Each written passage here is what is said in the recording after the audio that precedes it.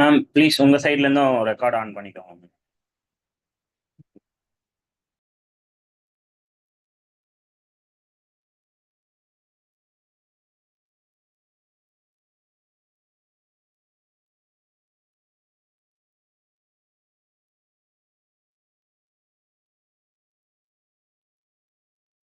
Who is the host actually, Tanuja ma'am? Idhula? Sri Krishna Ram. Sri Krishna Ram. No, Sri Krishna.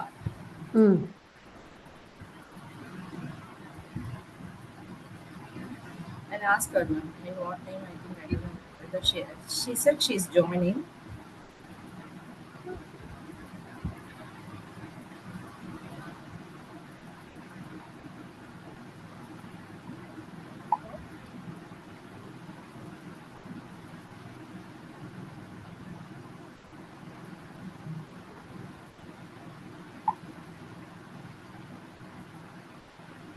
Yeah, she has joined. Sri Krishna Ram.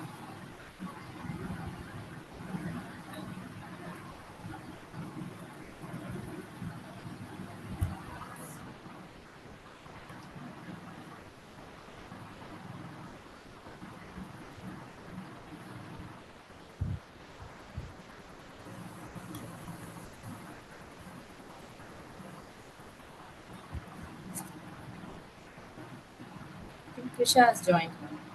Mm.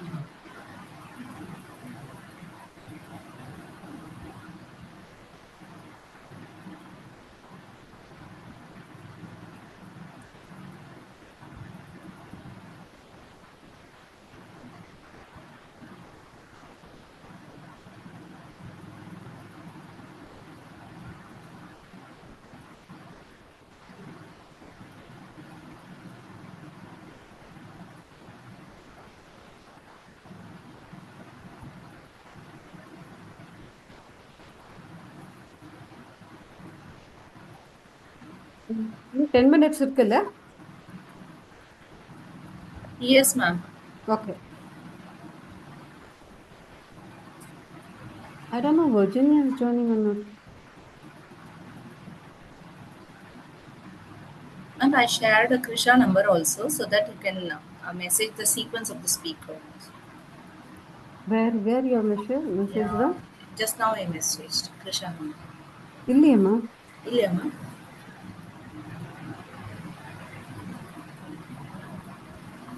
Yes, ma'am. I can share the Sri Krisha number. 861. You also seen that message? 1 minute. Add it. Okay. No, in a WhatsApp. I want Yeah, a in WhatsApp. WhatsApp I have shared.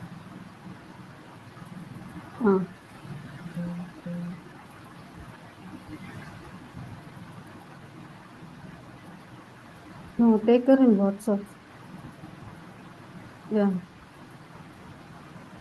She's Krishna, I think, not Krishna. Yes, not Krishna. She is Sri Krisha.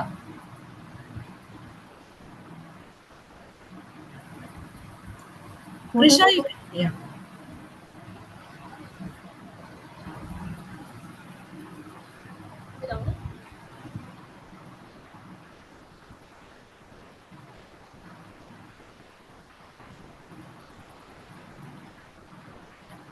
She's there in the meeting.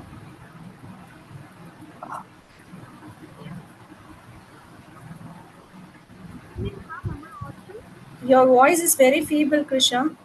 Krisha, have I messaged you hi in your WhatsApp now? Yes, ma'am. Am I audible, ma'am? Yeah, you're quite audible. Okay.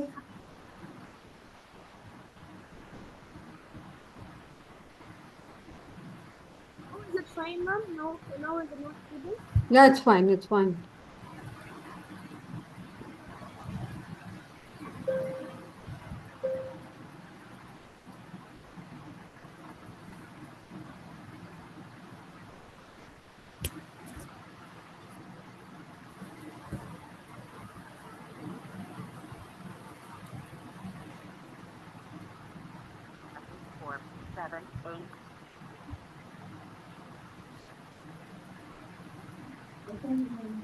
இப்போ ஒன்றும் இல்லை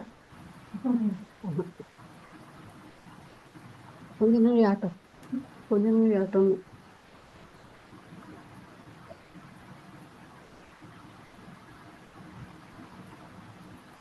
I couldn't see Virginia. Hi, Virginia. Are you joining?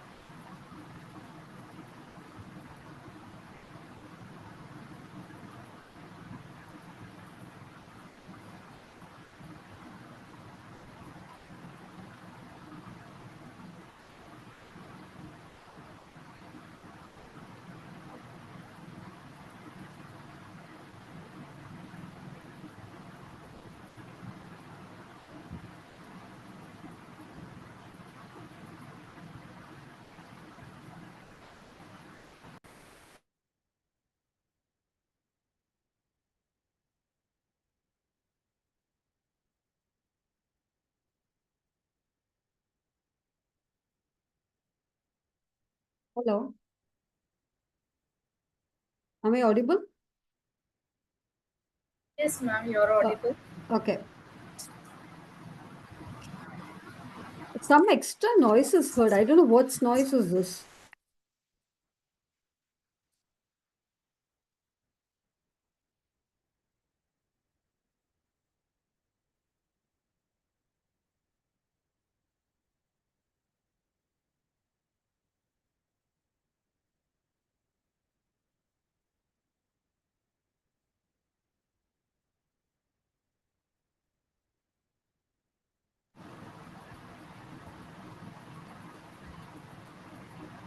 I think these guys are doing at the backstage something, some problem with them. No, ma'am, there is no problem in that side, ma'am.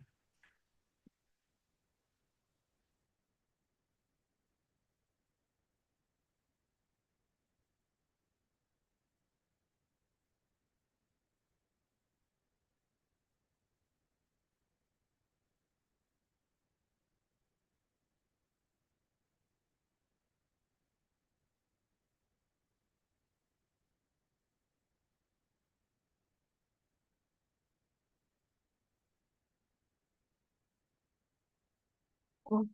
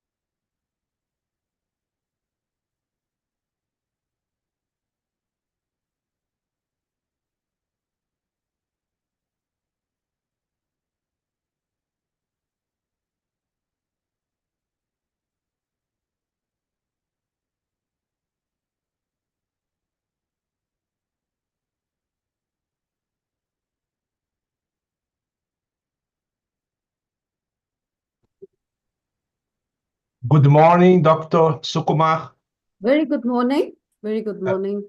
and for you, good evening. Okay. How are you? How are you, Dalton? Yes, very nice to see you once again. Well, I know. So do I. I'm equally so very happy to see you again. Definitely. And it shows your enthusiasm in taking part in our sessions. That's really, that's quite inspiring, in other words. Just waiting for a few people to join, and then as they join, then we will immediately start. Anyway, thank you so much. Dr. Elena is not joined. Always a great pleasure. Definitely. Thank you, doctor. Thank you.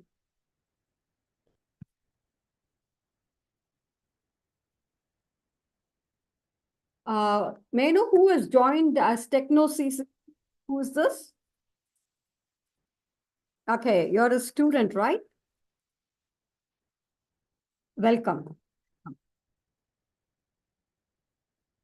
Okay. Yeah, I'm Reverend Godfrey Biamkama.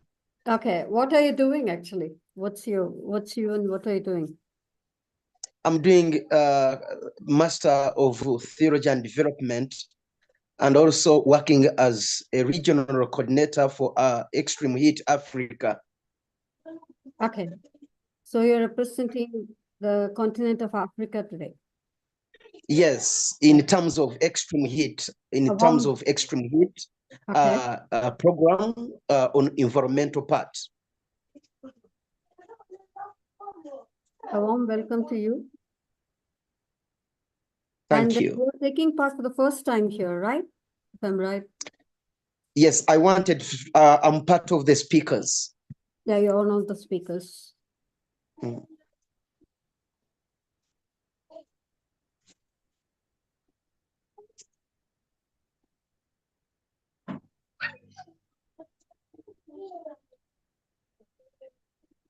5:30, ma'am, should we start?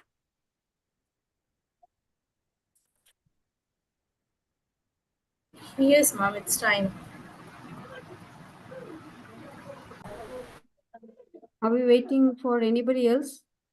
Could you please check with the speakers, like who else? I know Dr. Elena has not joined in.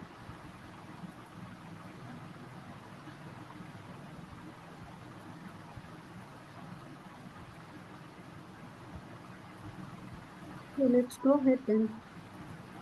What to do?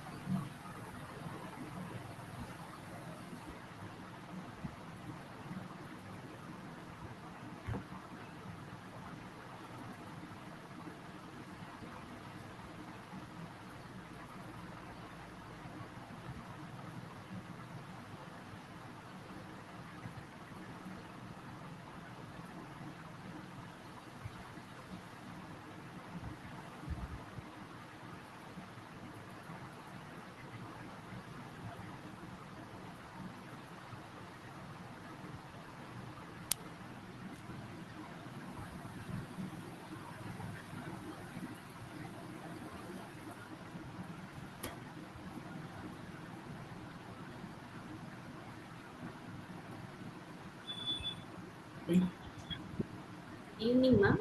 Can we start with the presentation? Wait for some other I'm just time. asking Virginia to come. I'm not getting a Okay. response from her. Just 2 minutes. Okay. Okay.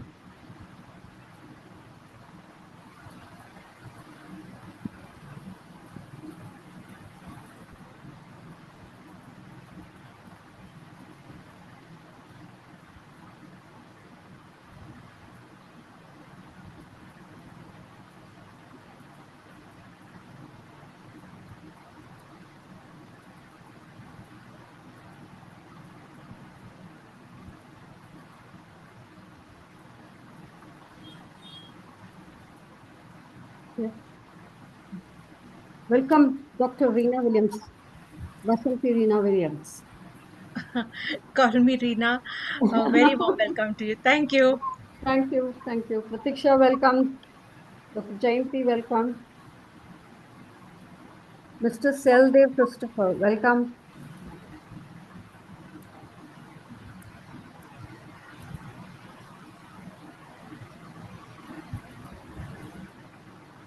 Anyone who has not done the backdrop, please try to do it.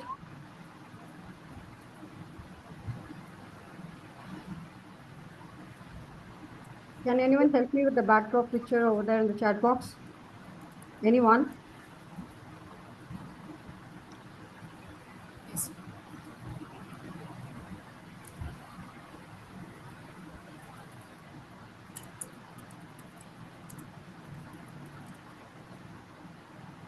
Oh, these were nice. Good to go.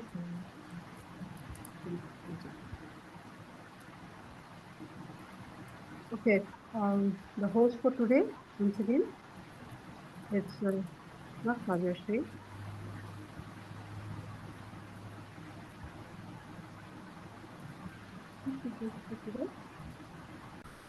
Sri Krishna Ram. Krisha Ram. Sri Krisha Ram. Hi, Krisha, how are you? I'm fine, ma'am. How are you, ma'am? All good to go? Yes, ma'am. And a warm welcome to everyone. Thank you for choosing me today. It's my pleasure to event. It's always a pleasure seeing students like you on this platform. Thank you, ma'am. Thank Our ultimate motto is that to bring more and more students to this platform. Today, it may look like we adults are here on this platform discussing about global issues, talking about solutions, but the actual rationale is something way behind this. Is that it should be for the students, for the youth, of the youth, by the youth. That's what Yes, we're ma'am. looking for.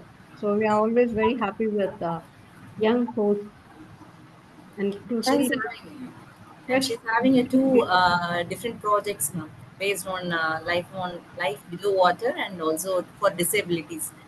She's going to present tomorrow. She shortlisted in our ideathon. Yeah, during your introduction, you can brief about your projects. Blue Waters and what's the other one? It is an app, ma'am, for disabled person, and the other one is Okay, Life from Water. when you get your chance. Right. Okay. So good to go. Are we going ahead? Yes, ma'am. You're not audible. I'm not audible. Now am I heard? Yes, ma'am. Yes. Okay. Good evening to one and all. Welcome to yet another one more session of Educate Global's G20 International One Planet Cabinet with our respected community partners whose support is so invaluable to us, such that they have taken it forward for nearly about 8 weeks. Can we believe that? 8 weeks are already over and we are still talking about it. And with the same thought, as the name goes, it's One Planet Cabinet. That means one project, one vision, one planet, together, vision in unison. With Global Sustainable Futures, GSFN, welcome. International Internship University, a warm welcome to you. University of Creativity and Research Center, thank you so much. It's a warm welcome to you. The Institution of Green Engineers, thank you. Thank you so much. Thanks for all this commendable support. Good Vision Seva Trust, once again, thank you so much. Thank you so much, sir. And a big congratulations to our patron, Mr. Manu Tangaraj, who has become a cabinet minister last week. So it's a big celebration for us. A long way to go indeed, right? So thank you, sir. Warm welcome to you.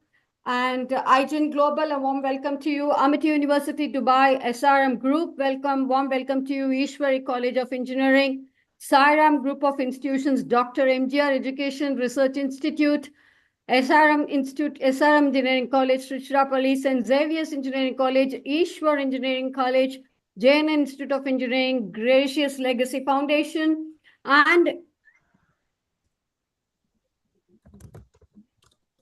it's a Global Futures Foundation for Peace and Hope.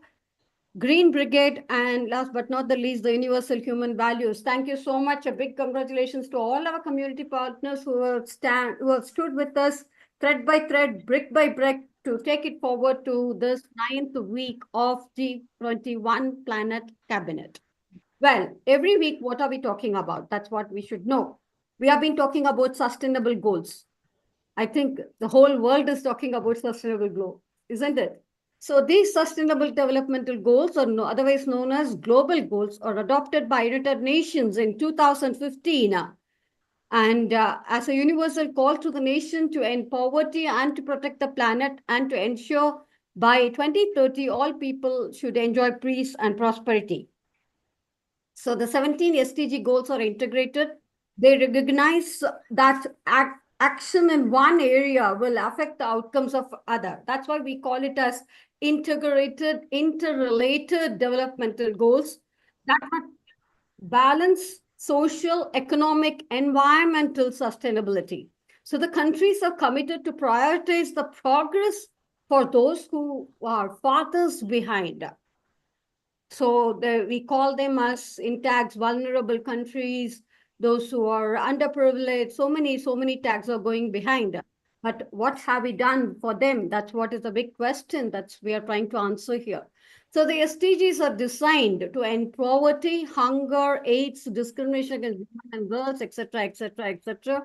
And the creativity, know-how, the technological and the financial resources from all societies is necessary to achieve these SDG goals in every context. So these are none other than a collection of the ambitious interrelated targets that aim to tackle some of the world's most pressing challenges, including poverty, inequality, climate change, and environmental degradation. These are designed to be universal, meaning that they apply to all countries, all people, regardless of the level of development.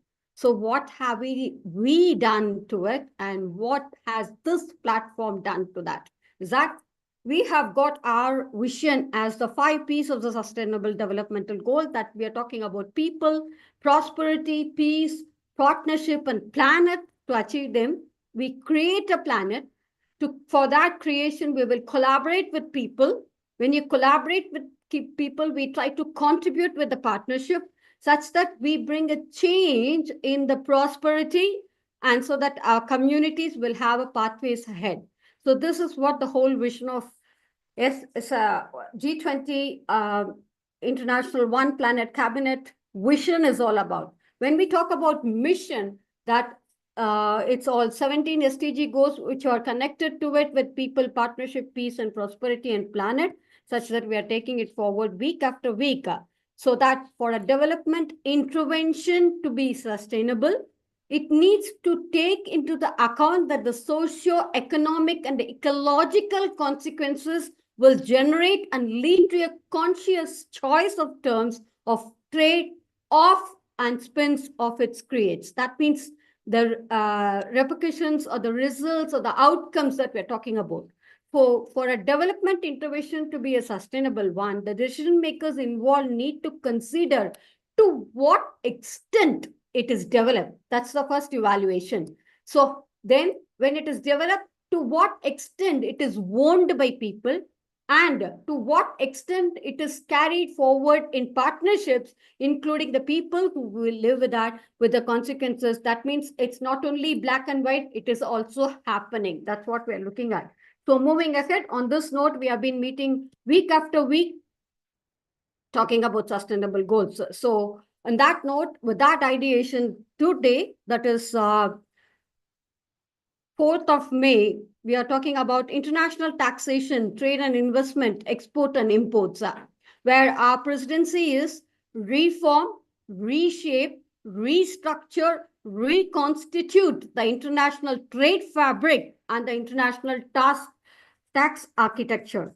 That means on that note, we have different pointers of deliberations which are going to be carried forward as tax in the environment, tax certainty and the process with carbon pricing, base erosion and profit sharing, that is BEPS, Global Forum on Transparency and Exchange of Information for Tax Purposes, addressing the tax exchanges or the challenges arising from the digitalization of the economy and the green finance for sustainable solutions. This is what our speakers are ready to deliberate today. On that deliberations, the most key takeaways could be that international taxation plays a crucial role in influencing the international trade and investment in terms of tax policies, including customs, duties, export taxes, tax incentives, anything that can impact the attractiveness of the country, of a region for an international investment and the export.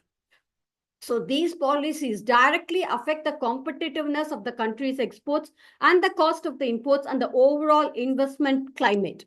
So the key aspects of the taxation, if you want me to name a few, it could be custom duties, export taxes, tax incentives, double taxation treaties, tax facilitations, exports, imports, international investment, and IECs, that is International Importer-Exporter Code, which is quite mandatory. So last but not the least, it could be custom duty and also export incentives that could take a form. So in that case, how is it going to reflect on the whole as green finance is that we are going to sum it up. So on that note, please allow me to welcome all our speakers for the day, the eminent speakers who have joined us today. Sorry. A warm welcome to Dr. Benedicta Jain, Lucy Nia, Viara Domelo, Jam. Hope I've got your name correct, ma'am. Thank you so much. A warm welcome to you. Dr. Elena Boswick, thank you, ma'am. Yes. Thanks for joining us. Dr. Yes. Mamta Chavla, thank you, ma'am. Thanks for joining us. Dr. Anjum Qureshi. Sorry. Mr. Nahid Rasa, Dr. V. Vasant Kumar, Dr. Robelo, thank you. Thanks for joining us. Kavya Sheet, again, once more time, thank you. Thank you for joining us. And we have a very important person, that is Professor Ambassador Dr. Shainul Banji, who is the founder of GICC, who have joined us today. Thank you so much. On that note, we extend a warm welcome to one and all, and we hand it over to the host for today. Allow me to introduce the host for today. Sri Krisha Ram. Sri Krisha Ram, Yes, ma'am. welcome to you, and the podium is all yours. Please take over the podium.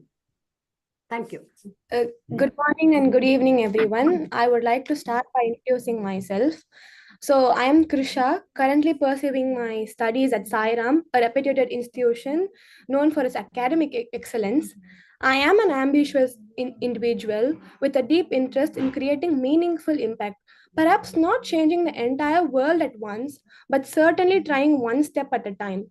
At present, I'm working on two initiatives that is close to my heart, that is Mimic, an assistive app for the deaf and mute community, and a coral reef restoration project aimed at supporting environmental sustainability.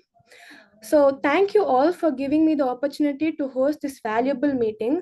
It's truly my pleasure to be here today and contribute to a cause that holds such an importance for our future. Thank you, ma'am.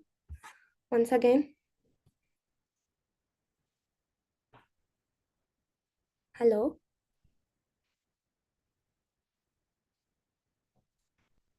Hello. Yeah, I am muted. I'm sorry. We missed in the mention Reverend Godfrey Biamuka. A warm welcome to you, sir. Thank you. Thank you so much. And we'll start with Professor Dr. Benedicta. Hope that's fine. Yes. Krisha, you can introduce the first speaker. It is with great honor that we extend our invitation to Her Excellence, Professor Ambassador MBA Shainul Banerjee, PhD, a distinguished... Yes, sorry, Sri Krisha, she will be joining late. Okay, ma'am. It's Dr. Benedicta. Okay, ma'am. Yeah. We are deeply honored to invite Professor Benedicta Jain, a UN diplomat and global authority on climate change, sustainability, finance, and education, to deliver a keynote on green finance for sustainable solution. Her contribution to global governance and SDG frameworks make her insights both profound and actionable. Over to you, ma'am. A warm welcome to you, Professor Benedicta. Yes, thank you very much for the welcome. As a representation from UN, we are so happy to have you here. Thank you so much. And the podium is all yours. If you've got a presentation, you can go ahead with your presentation. Thank you. Thank you. I will start my presentation. Yeah, sure. So, first of all, ladies and gentlemen, esteemed colleagues, honored guests, we gather today not to merely share ideas, but to recalibrate the system that holds the power to save or sacrifice our collective future. The subject of today's keynote is green finance for sustainable solutions. I will not deliver this address through the lens of abstraction, not as an academic exercise. Rather, I stand before you as some other, a person, a researcher, a global citizen, and a practitioner of systems thinking to assert this truth.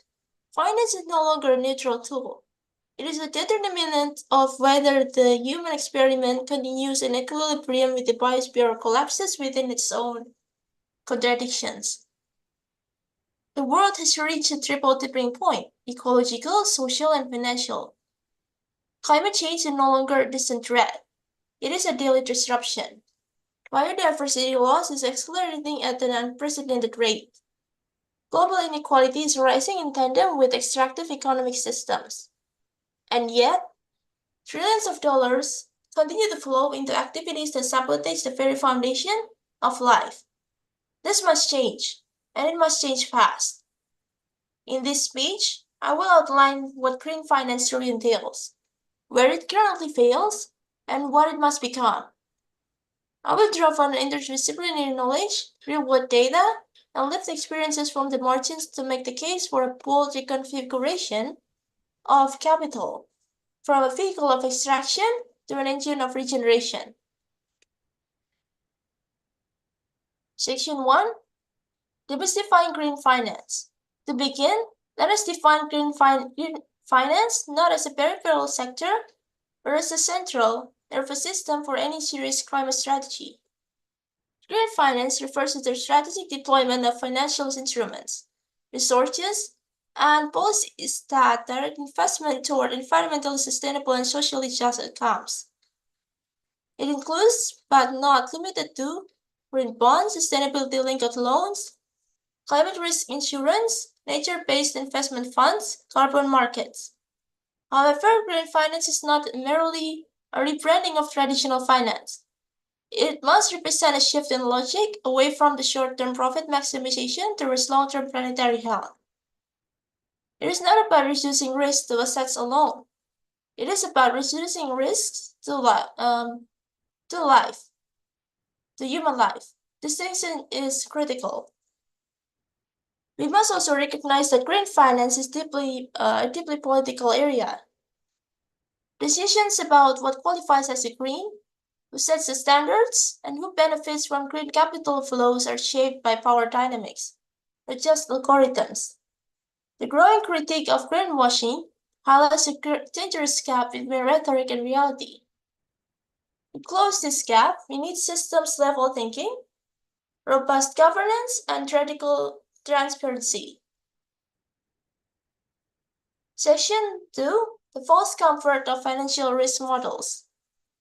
Mainstream financial institutions often treat environmental degradation as an externality. But in this framework, we define risk not just in financial volatility, but in ecological instability. When a mangrove forest is bulldozed, when glaciers recede, when oceans acidify, we are not witnessing isolated incidents. We are witnessing risk materializing in slow motion. The traditional risk-return calculus is flawed because it operates on temporal and spatial blinders. It discounts future damage, it ignores system-wide thresholds, it misprices nature. Let me be direct, climate change is not a risk to be managed. It is a reality that must reshape the foundation of financial decision-making. Financial models must integrate climate science. Monetary policy must be guided by carbon budgets. Investment strategies must be aligned with planetary boundaries. A report by the Network for Greening the Financial System, NGFS, confirms that climate-related financial risks are systemic and non-linear. They can trigger asset repricing, credit defaults, and cascading failures. As such, central banks and regulatory authorities must treat climate stability as a core mandate, not an optional add-on. Section 3, the regenerative term. Green finance must go beyond damage control. It must become regenerative. That means deploying capital in ways that actively restore ecosystems, strengthen local economies, and repair historical injustices. Let us consider examples. Agroforestry projects that sequester carbon while ensuring food security. Renewable energy cooperatives owned by communities. Blue carbon initiatives that protect coastal wastelands and livelihoods. Urban retrofits that combine energy efficiency with affordable housing. The regenerative economy is not a utopian vision. It is emerging through new instruments like debt for nature swaps, impact bonds, and blended finance. Mechanisms that pool public and private funds for shared outcomes.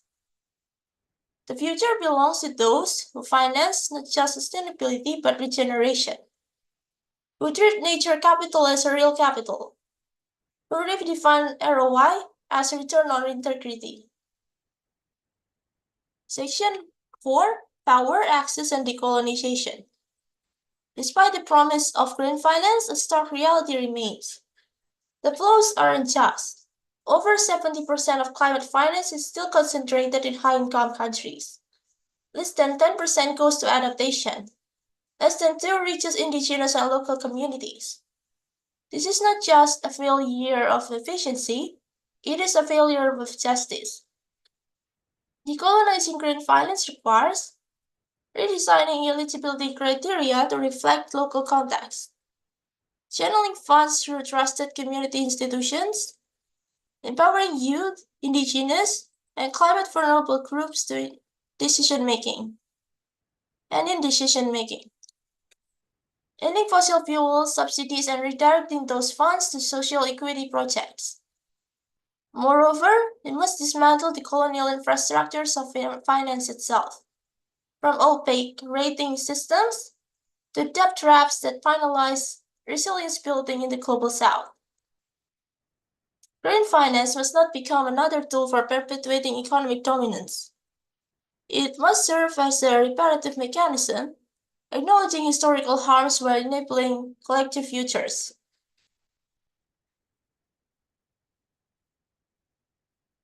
Section 5, Education, Literacy, and Institutional Reform.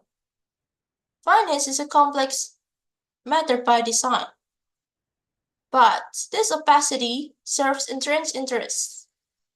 If we are to build a green financial future, we need investment literacy to be as common as digital literacy.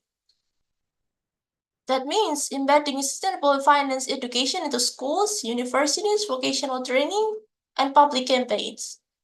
It means open data portals, civic monitoring tools, and multilingual platforms that democratize financial information. But education alone is not enough by itself. We need institutional reform.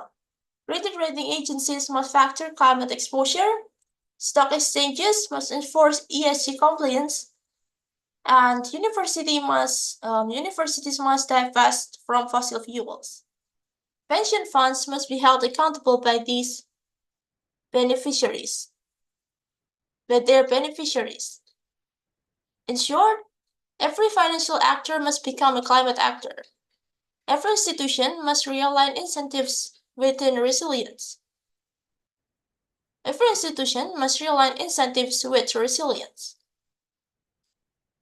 Section 6, Urgency and Irreversibility. The IPCC tells us that we are running out of time. The IEA says fossil fuel investments must end now. The UNFCCC warns of adaptation limits being breached. These are not warnings to be filed away. These are calls to be making a restructuring of our priorities. The cost of inaction is staggering. The 2023 World Bank report projects that climate inaction could shave up to 10% of global GDP by 2015. That means hundreds of millions of lives diminished by poverty, disease, displacement, and disillusionment. We cannot delay transition on a false promise of future innovation. The technologies exist, the capital exists, the policies exist. What we lack is political will and coordinated implementation. On a global scale, on a regional scale, on a grassroots scale. Conclusion, the world's a covenant of capital. Let me end with a call. Let us forge a new covenant of capital, one that honors life, equity, and ecological wisdom. Green finance is not about charity. It is about survival. It is about reclaiming the role of capital as a servant to life, not a master of it. The investors in this room demand more than returns. Do the policymakers legislate with courage? Do the educators build financial fluency for all? And do the next generation do not inherit a broken system quietly? Rewrite it. Green finance must be more than a conference name. It must become the operating system of the 21st century. Thank you very much. This is Benedicta. Thank you for your attention. Thank you, Dr. Benedicta. That is a quite insightful deliverance, quite indeed. So I would request Dr. Vasanthi Williams to take over the summary. Thank you.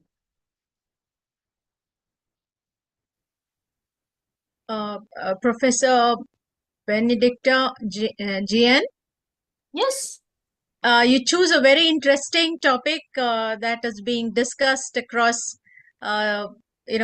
green finance for sustainable solutions. And your talk highlighted the significant role of green finance in bringing about sustainable transitions. You touched upon the need for financing of investments that positively affect the environment. And yes, green finance is multifaceted and therefore could be an effective tool for sustainable development. But you also touched upon the challenges, and you mentioned an interesting focus was on the blended finance approach, which is a combination of public and philanthropic capital with the public investment. It's new to me as well, and thank you for sharing that. You mentioned that this is an emerging green market. You also rightly mentioned that there should be some robust verification required. And yeah, there are always two faces to a coin, and that is very right. And while citing relevant sections under the green finance, you mentioned how solutions can be provided.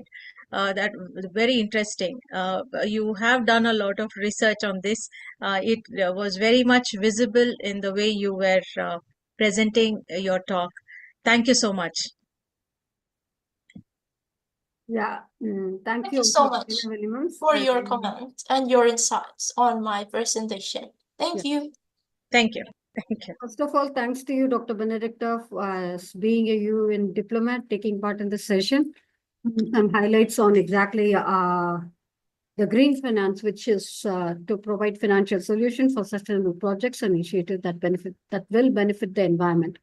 We have already taken note of your green finance instruments, green bonds, green loans, sustainability that we are talking about, with increased investment, job creation with environmental impact, thereby not compromising on the challenges which come up with scalability, standardization, and the risk management, which will definitely pay way for when you have a challenge, we always have an opportunity there. So paying opportunities like green finance initiatives on renewable energy, energy efficiency, and sustainable infrastructure. Definitely by providing the financial solutions for sustainable projects on green finance play a crucial role in promoting the environmental friendly initiatives and supporting the low carbon economy. Thank you so much, Dr. Benedicta. It was a wonderful start indeed. On that note, it's my duty to place a humble request with all the speakers. Your time is 10 minutes, and we would really, really appreciate if you keep on to your 10 minutes. That will really help quite a lot for all the other speakers who are coming down the lane towards the end, because it happens that we become so drained out and so tired, and we are no more fresh to hear it from them. But still, they should be given the fairness of being there on this platform and heard very properly. Thank you so much. On that note, it's again over to Sri Krisharam. It is a true privilege to welcome Dr. Elena Bosco, a highly respected geneticist and esteemed university professor, to speak on the green finance for sustainable solution.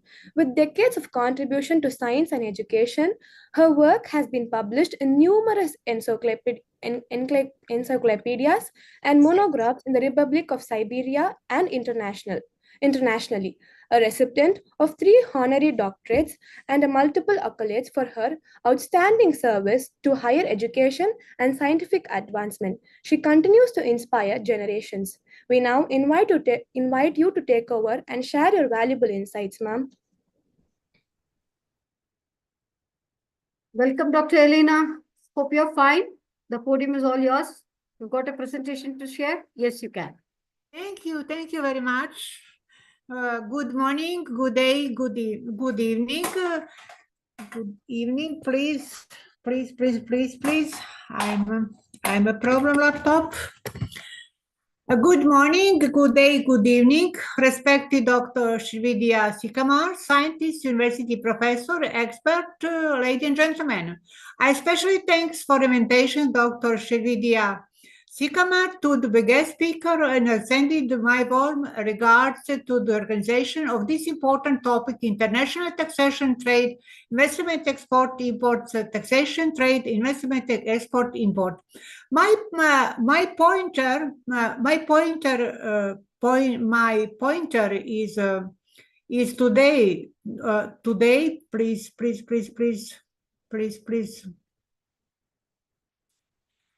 My pointer of deliberation are as following: 6 green finance for sustainable solution.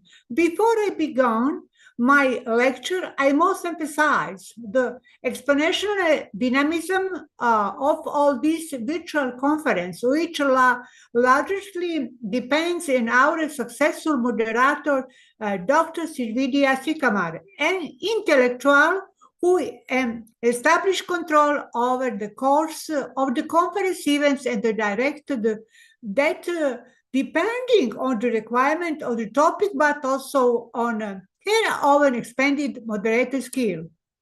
The X factor largely responsible for the experience of the events and the moderator who leads the events in a very interesting tone. Excellent preparation and true research are the main characteristics of every successful speaker, and knowledge on the topic they need to talk about or discuss with the conference participant.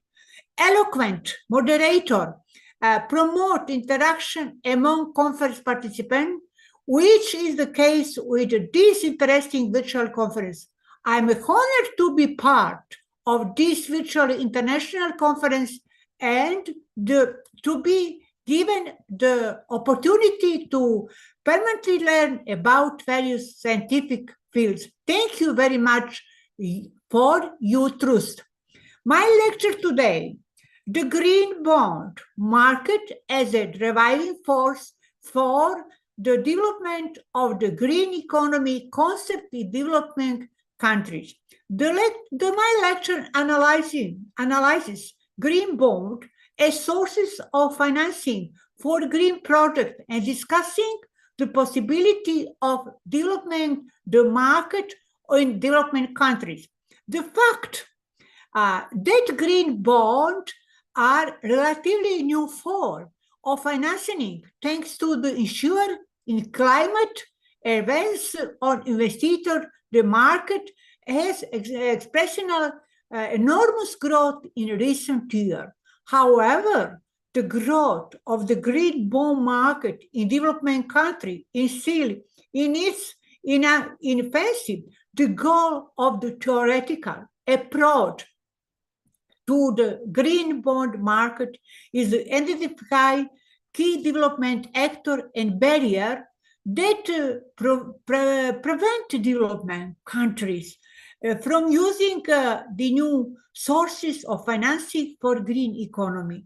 the lack of appropriate institutional agreement for managing green bonds, minimum issuance size, and high transition costs are key obstacles to the development of this market in developing countries.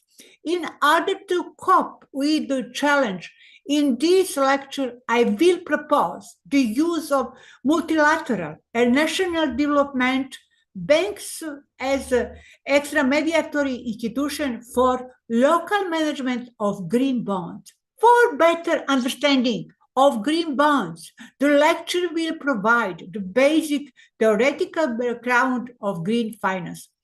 Is important my lecture, green finance, green bond market, green economy, developing countries. In modern economic development theory, has been a significant convergence at theoretical and practical economic perspective in relation to ecological relationship rationality. On the key strategy function on the economy at the global level is the problem of extremely and environmentally friendly economic and technological development. The dominant understanding of economists is that best solution for closing the gap between the private and social costs of population is combination of ecological, economic, and legal instrument. In accordance with above, as I mentioned above, the economic aspect of environmental protection is reduced to the effective use of resources, which require a new form of financing, green financing. When talking about the green concept in finance, it primarily refers to the aspect of environmental protection through the development of new financial product. Namely, the growing demand from investors has led to the development of the green bond market. Green bonds are financial mechanisms that has shown that capital market can be sources for financing for initiative to solve climate change problem in especially 21st century. The key goal is to offer investor a product that satisfies their interest in terms of return in investment, and that also take into account risk. At the same time, green bonds support the financing of projects that reduce greenhouse gas emission on the hand, while on the other helping countries adapt to impact of climate change. Starting from the fact that the green finance is relatively new area of financing, that aim of the lecture is to point out importance of their application of the field of environmental risk management. Given that this area is under-researched in our region, in our planets, in our continent, the lecture pays define the term itself and point the most important product of green finance. Bearing in mind that green financing and sustainable financing are both concepts that cover various financial products, the lecture continues by pointing the characteristics of green bonds.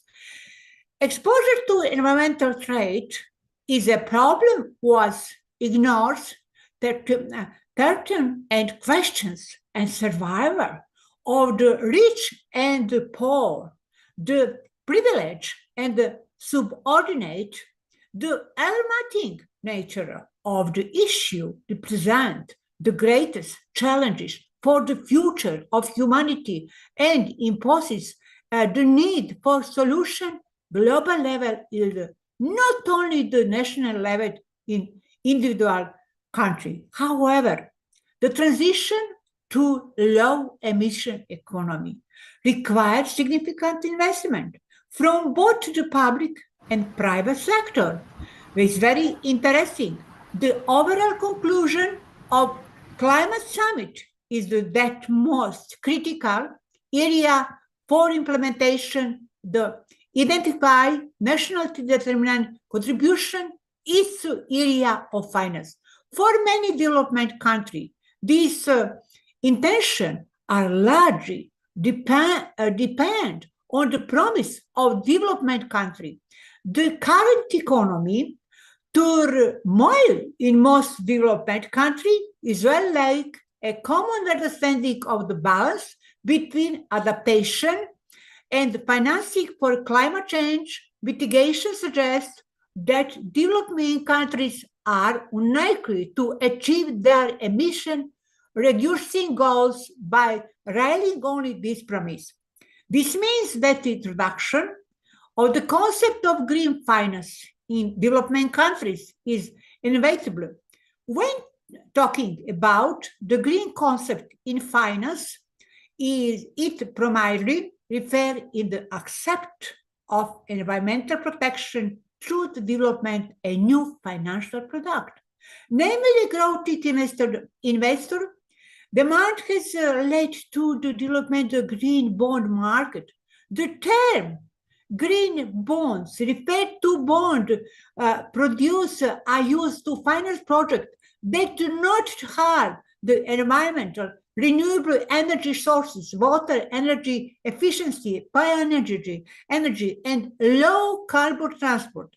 For the purpose of this, my lecture, as green bond is defined as a fixed income financial instrument for raising capital and financing or financing green project. Green bond can be scheme experiment that shown that capital market sources financial for initiative to address climate change problem as such great importance for investor and policymaker in green finance. Starting from the fact the green finance is a relatively new area of finance, let us define the concept of green finance, given that green finance and sustainable finance are broad concepts converting variety of financial products that begin with an analysis of the green bond market. Special emphasis is placed on the key drivers and barrier and prevalent development country from typing on this new path-growing source of green economy finance. The lecture concluding with policy recommendation. I'm helping development country overcome this barrier. What is concept green finance? In recent years, there has been a widespread public recognition in the world, in the global finance system, should activity contribute to the sustainable development, driving by the scale, in the urgency, on the need to finance sustainable development, the concept of green finance has become increasingly prominent around the world. Green finance is future-oriented on the aim to the development the financial industry, improve the environment, achieve sustainable economic development, or to go to term green finance increasingly used globally. It does not have universally agreed definition. In 2016, the G20 Green Finance Study Group described green finance as financing investment that provides environmental benefits in the broader context of sustainable environmental development. All of this including definition at the level of financial instrument, green indicates or green bonds, and financial market, subsector, green insurance or green banking. One test author to all the infrastructure in 20 is scientist scheme, not as a key seeing green financing concept, the combine the field finance and business with environmental behavior. More specificity in the inspection between the finance sector, environmental, and economic development, direct the operation of financial institution toward the creation green product and service. Is interesting green bond market is a special, the first multilateral development institution to issue 1 billion bond in 2007 was the European Investment Bank, as later World Bank issue second green bond finance climate project mitigation and adaptation. However, during the 2008 finance crisis, investigator preserve environmental project and risk and profitability interest green bond decline. Green bond principal Capital Market Association International, USA is a finance green economy, European Bank and for Reconstruction Development, EBRD, the 2025 Team Paris Agreement provide for new trend green financing, more the climate bonds initiative. It's 2017, Naughty Global Supply green bonds, USA 105 billion in 2017 is much money.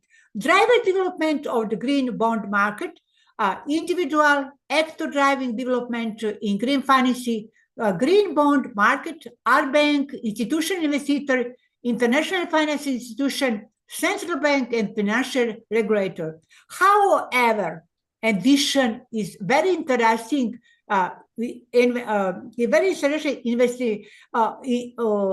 Investigation scientists rank. Namely, the results of study show strong correlation between yield and maturity attentional.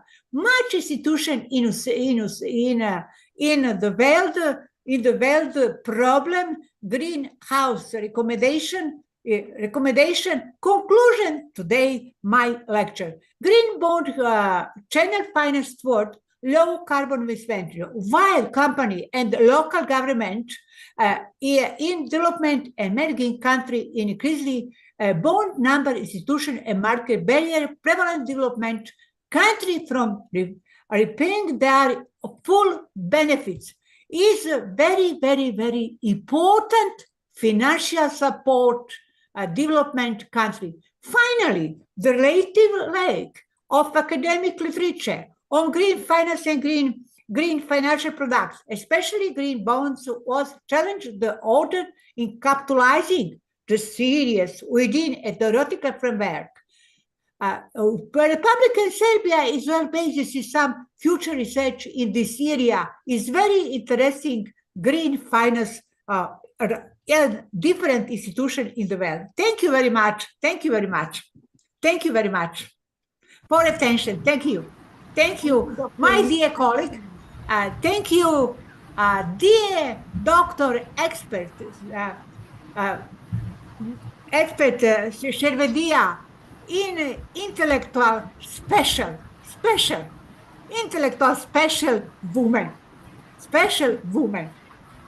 Thank you very much. Thank you very much. My colleague, university professor, expert, scientist, business people. Thank you very much. And our students in the world. Thank you. Thank you. Thank you, Dr. Elena. Thank you so much. It's always wonderful having you. May I request Dr. Tanuja ma'am to summarize Dr. Elena, please. Thank you. Ma'am, you're muted.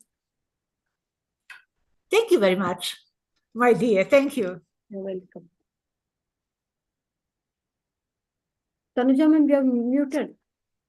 Tanuja ma'am, you're muted. Yes, ma'am. Am I audible now? Yes, you are. Yeah. Thank you, Dr. Zelina ma'am, for sharing your insights on green bond market in developing countries. So it was a very wonderful talk, and you covered everything about the green bonds and green finance, particularly on low carbon and climate resilient projects. And also you touched on the developing countries, the barriers what they are facing, and also you have given the solution about the strong coordination between the finance and the environmental ministries. And also you talked about the developmental bank support and local government guarantees. So what are the solutions can be achieved through green bonds to attain the sustainable development goals? And also you addressed about the challenges faced in developing countries and lack full barriers analysis due to limited literatures. Thank you, ma'am, for the wonderful talk. Thank you. Thank you very much. I study every day. Please, genetics and plant breeding, sustainable. I study finance, finance management in artificial intelligence. Much problem. I love you, scientists. I love you, science. Thank you very much. Thank you, Dr. Elena. Dr. Vasanthi, ma'am, please, would you like to add on there? And let's keep it very short and move on. Yes. Professor Jelena Boskovic, first and foremost, thank you for your kind words and motivation. Personally, I look forward to your talk as you always bring in a new perspective to the topic you always choose. And interestingly, Professor, like Professor Benedicta, you also choose green finance for your talk. And if I remember rightly, in the last session, that is last week as well, you had spoken about, you touched upon, green finance, literally you spoke about how that is affecting climate change and, the link. That was very interesting. I found your talk last week also very interesting. And as you said, it is future oriented, very clearly explained and justified. I also feel, your suggestion. I just saw your, write up, your abstract. You suggested to the Republic of Serbia in a very justified manner, and I feel that this could be addressed to other countries as well. Thank you so much for sharing your knowledge. Thank you so much. Thank you very much. Thank you very much. Thank you. I study finance in the world. Globalization is war problem much. Resources problem. Thank you very much, my dear colleague. Thank you. Thank you, Dr. Elena. But challenges are always welcome because they bring opportunities for people. So definitely let it be there. You are all my scientific team and education team. Thank you, Dr. Elena. Thank you so much. Over to Ms. Krisha. Please to welcome the next speaker, Dr. Roberto. We are honored to invite Dr. Delitan Ribeiro Brazil, postdoctoral researcher in law, to speak on tax in the environment. Dr. Ribeiro Brazil holds a PhD in law and is a professor in undergraduate and graduate law programs at the University of Eterna and St. Augustine Law College. His expertise in legal aspects of environmental taxation will offer valuable insights into the intersection of tax law and environmental sustainability. His academic contributions and research in law provide a critical framework for understanding the role of taxation in environmental protection. Dr. Delitan Ribeiro Brazil, we now invite you to take over and share your valuable insights. Welcome, sir. Thank you very much. And I would like to give my greetings to you all, and especially to Dr. Sukumar for the very kind invitation. I have a PowerPoint to share. I'll be sharing. Sharing option is open. Your screen is loading, Doctor. We are able to view the screen actually. Maybe you need to go on to the presentation mode. Oh, thank you very much. Well, my topic today, I start my count. The topic today it's about the tax in the environment, a tool for sustainability and accountability. Well, making an introduction, we can see that environmental taxation plays an important role in shaping a sustainable economy. By taxing harmful environmental practices, governments aim to internalize negative externalities. And a conceptual foundation, we have that environmental taxes are designed to make polluters accountable for the harm they cause. They reflect the hidden environmental costs that are not captured by market prices. And the key principle is polluter pays. And the objective is to redirect economic activity toward sustainability and innovation. And talking about types of environmental taxes, we have carbon taxes, charge emissions based on CO2 output, reduce fossil fuel use. We have energy taxes applied to electricity, fuel, gas, promote energy efficiency, and vehicle taxes encourage use of low emission or electrical vehicles. And continuing, we also have resource taxes to discourage over-exploitation of water, timber, minerals. And we have pollution waste taxes to penalize the discharge of waste or hazardous substances. And continuing about the economic and the social impacts, we have environmental taxes that may have distributive effects, especially on low-income populations, and some design considerations. Use of tax revenue of offset social burdens, cash transfers, tax rebates.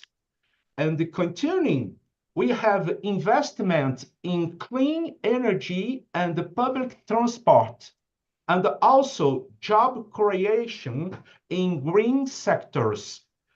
Well-designed systems can lead to a double dividend: environmental and economic gains.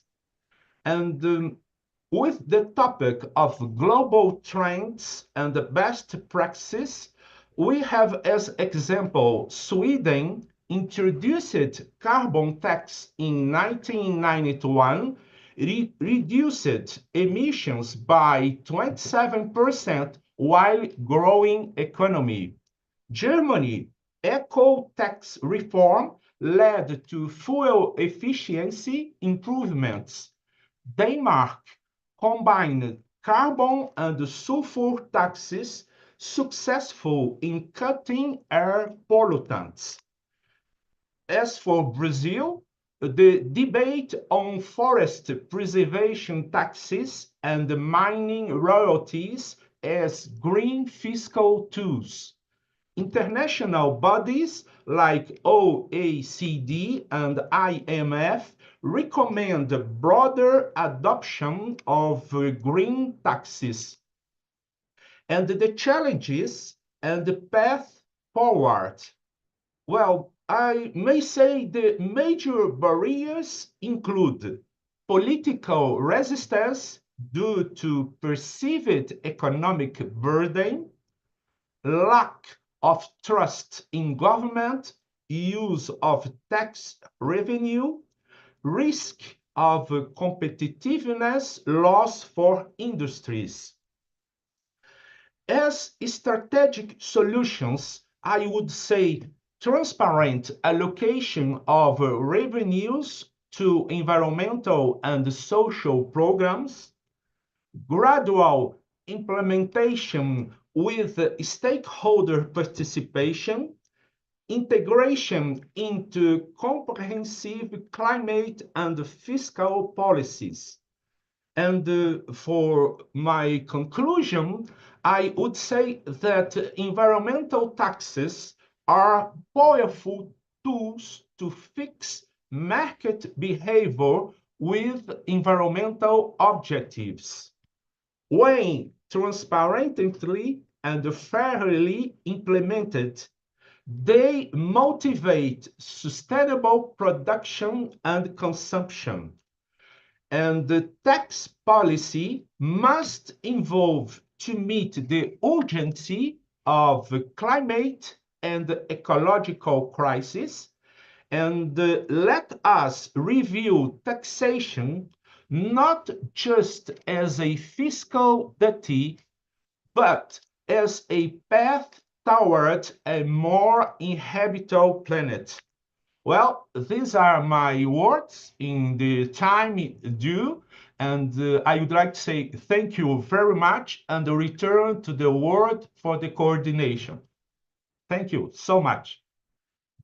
Thank you, Dr. Dexton Ribeiro. That was a wonderful start for tax in the environment, indeed, because you are the first speaker to speak on this particular deliberation.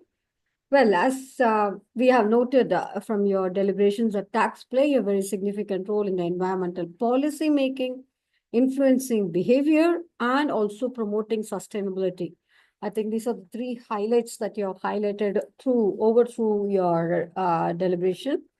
When we talk about environmental taxes, well, thanks for the mention of carbon tax, pollution tax, green taxes, and how it benefits these environmental taxes, how they benefit to reduce pollution, increase revenue, incentivizing sustainable behaviors, thereby, like it leads to the tax certainty and the progress with carbon pricing, addressing the issue of environmental sustainability for achieving a low carbon economy. And when we talk about certainty, well, thanks for that very important mention of the policy making, which you highlighted as a predictable policy framework.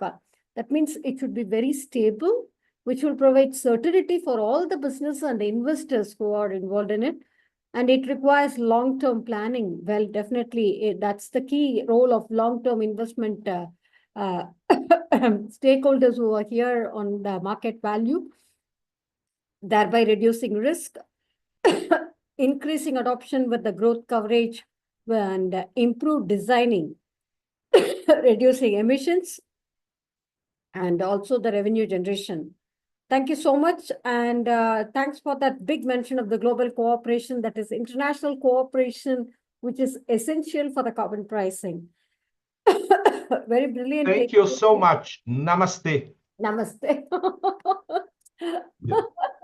Thank you so much. Thank you. Yes, Dr. Vasanthi ma'am, would you like to add on there? Yes, of course. Yeah, you also touched upon the OECD and IMF initiatives. That's very welcome. But the policy should bring in a radical change, which we are all waiting to see. That is important, because policies by itself would not suffice. As you mentioned, there should be some punitive measures. Like you said that there should be tax on pollution, carbon emission. Just to add on, I was in one of the discussions earlier in another platform. This was an academic gathering, and there was a debate on a similar topic. While some mentioned that this could help, there were a lot of discussions about how this could only help the government get in more taxes, because the big conglomerates would not bother about paying. They are looking at profitability, and they can afford to pay taxes, and it would be the small businesses that would actually get affected.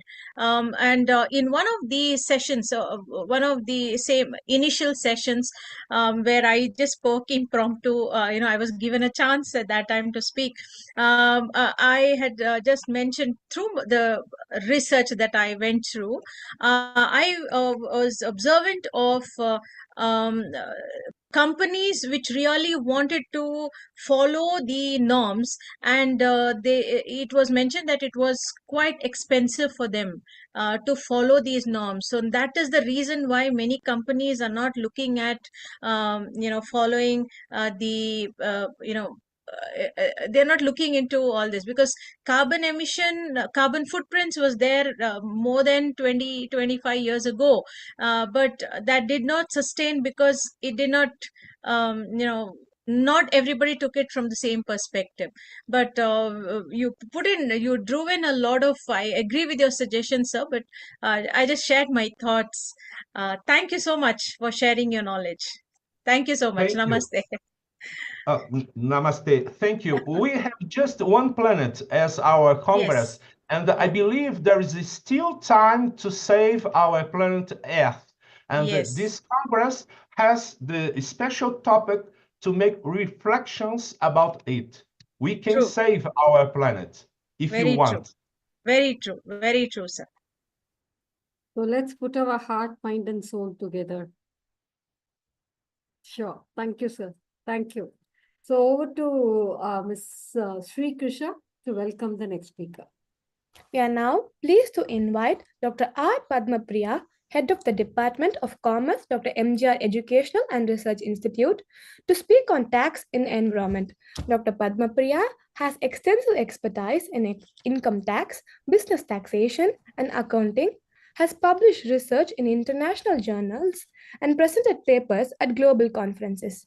Her work on taxation and financial management will provide a comprehensive analysis of the role of tax policies in promoting environmental sustainability.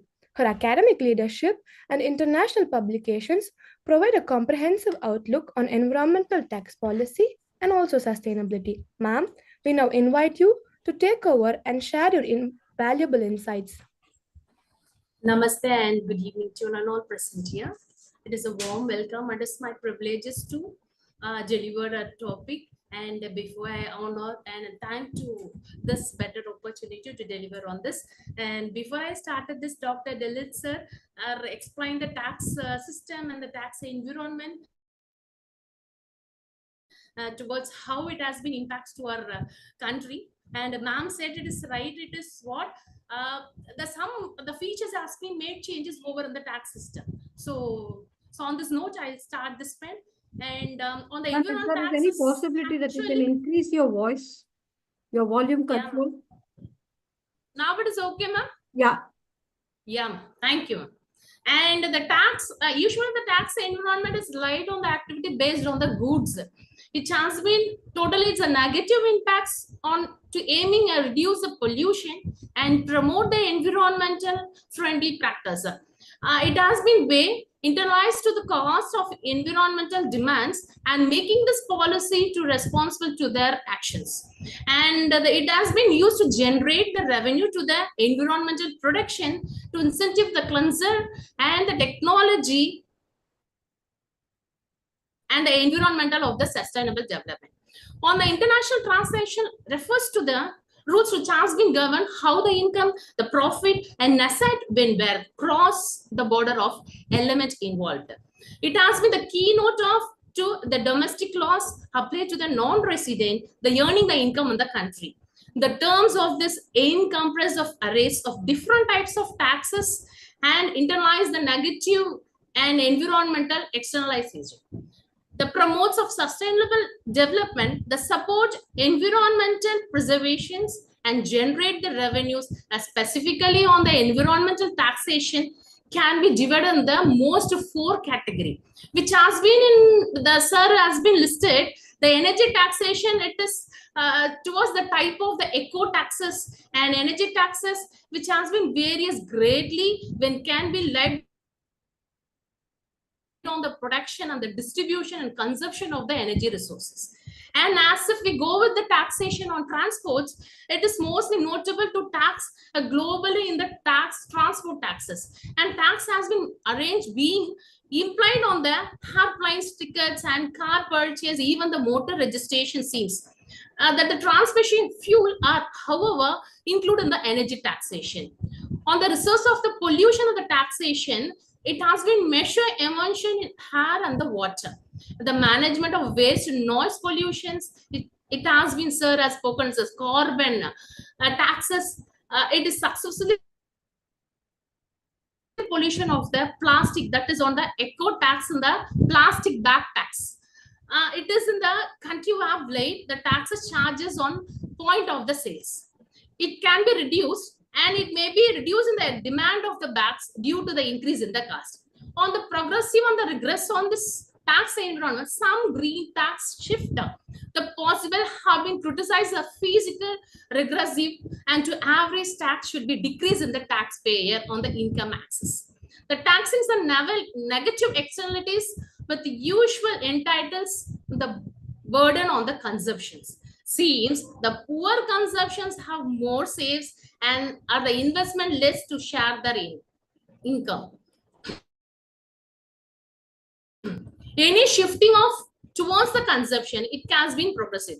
In 2004, a research has been the Policy Study Institute that related on the flat rate of the domestic rubbish, energy, waters, and transport use could have been related in the high impact of the poor households.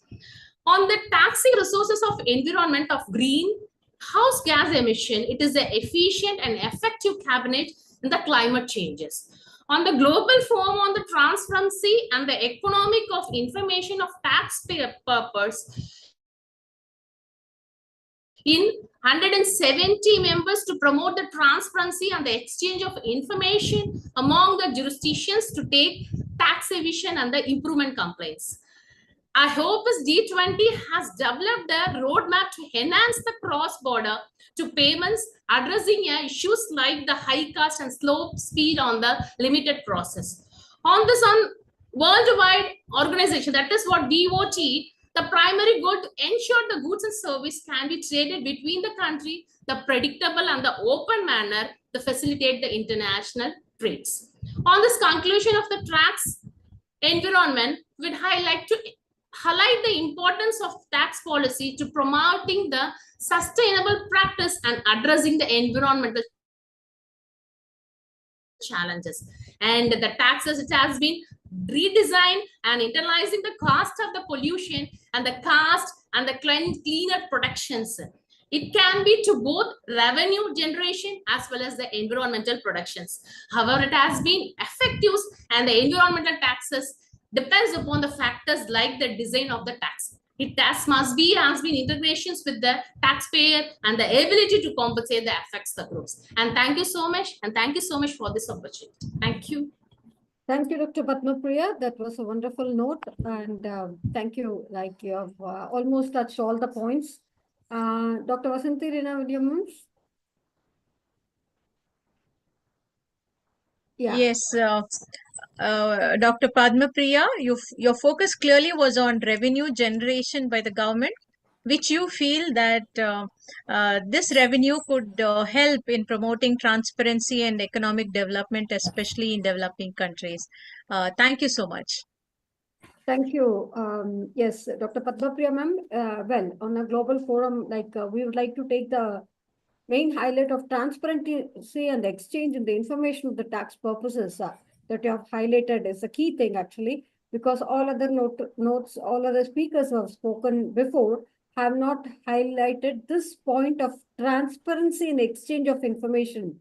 That is to create knowledge, awareness of the taxes which are concerned the local authority with the particular state and the district, and then it will move on to the national and international level. So this kind of exchange of information between the tax authorities globally is very, very important to combat the tax evasion and avoidance. Thereby, we need to know the key facts, like when it has been established and when it has been restructured, who are the members, and et cetera, and with the main activities being involved with exchange of information capacity building.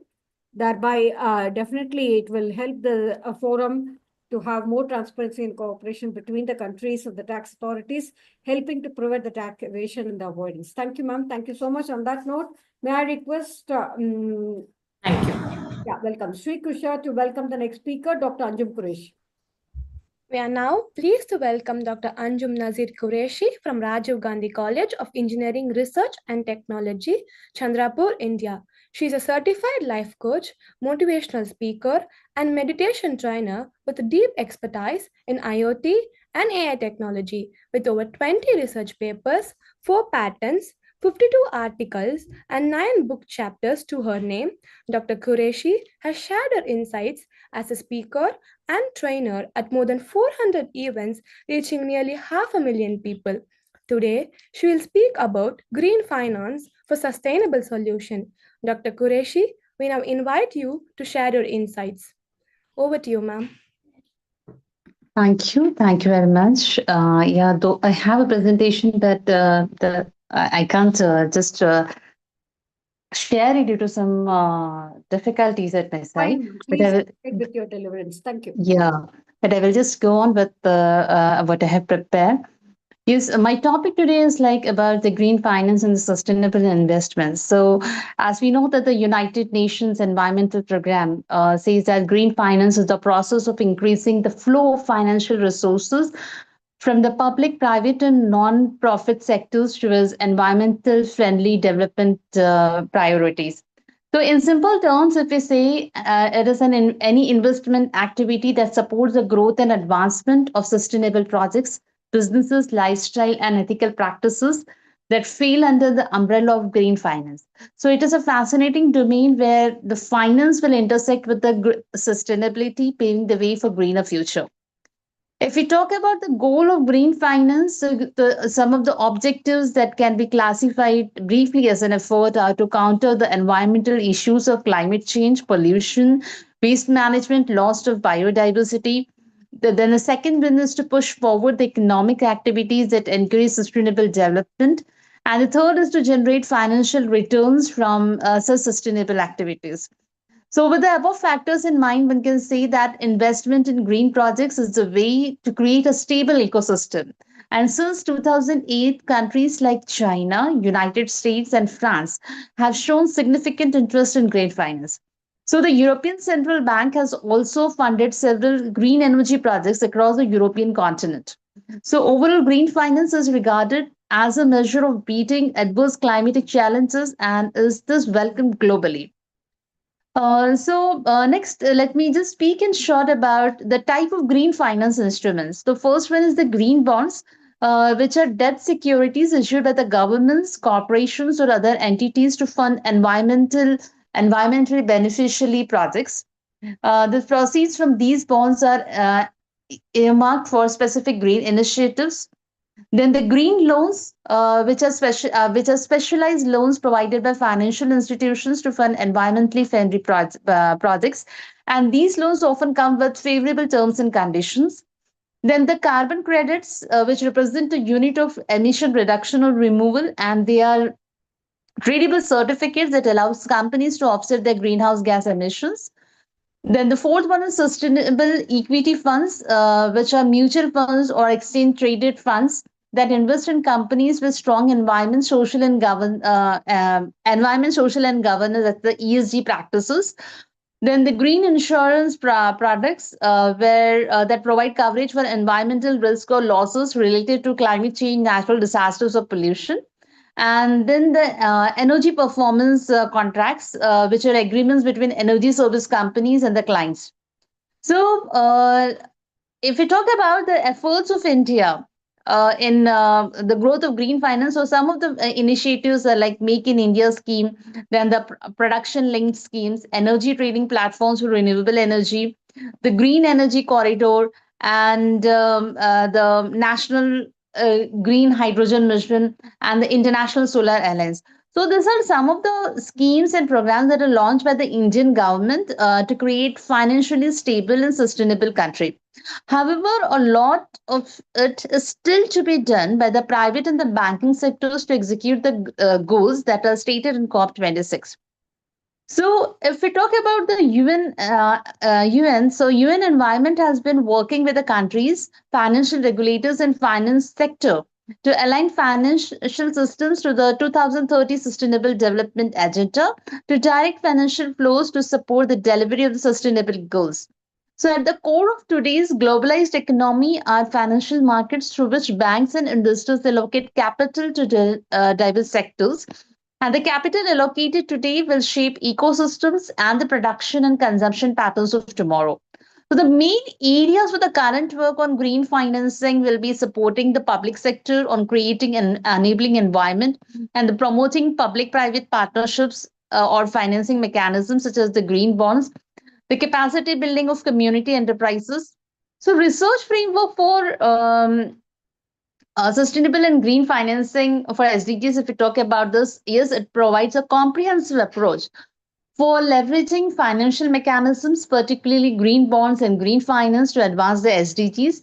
It emphasizes the critical role of sustainable finance in driving market reactions, facilitating climate finance, and addressing barriers such as high transaction cost and inadequate institutional setups in the developing countries. The framework and the innovative finance mechanisms to prevent greenwashing and support global sustainability efforts. So, by aligning with specific SDGs, such as SDGs 13, 12, 8, and 17, so this framework aims to foster responsible corporate actions and to promote renewable energy with investments. And of course, there are some challenges too. For when we talk about the green financing, that one of the challenges that is being faced by the green financing is the absence of standardized definitions and criteria for what constitutes the green. So different stakeholders may have varying interpretations of what qualifies as an environmental friendly project or investment. And despite the growing interest in sustainability, there remains a significant gap in awareness and understanding of green financing among both investors and borrowers. The education and awareness campaigns are very important to bridge this knowledge gap and encourage more widespread adoption of green financing practices. The green financing often involves additional due to diligence and monitoring processes compared to traditional financing methods. However, advancements in technology and data analytics will help to streamline this process and reduce cost over time. So, as green financing is a relatively new concept, so there is limited historical data and track record to assess the long-term performance and risk profile of green investments. And like any financial market, this green financing is not immune to volatility and uncertainty. So fluctuations in interest rate, regulatory changes, and shifts in public sentiments towards sustainability can impact the attractiveness and viability of green financing options. And while green financing has gained momentum in recent years, it still faces challenges in achieving scale and scope. So the amount of capital required to finance large-scale environmental products such as renewable energy, infrastructure, or sustainable transportation often exceeds the available funds. So we can say is that the green financing, of course, it is going to help us a lot. But still, at the same time, the challenges that we observe, we need to overcome those challenges, and of course the technologies like like AI can be helping into it. And if we try to overcome those challenges, so yes, as we are trying to link the green finances and sustainability, so it can be achievable.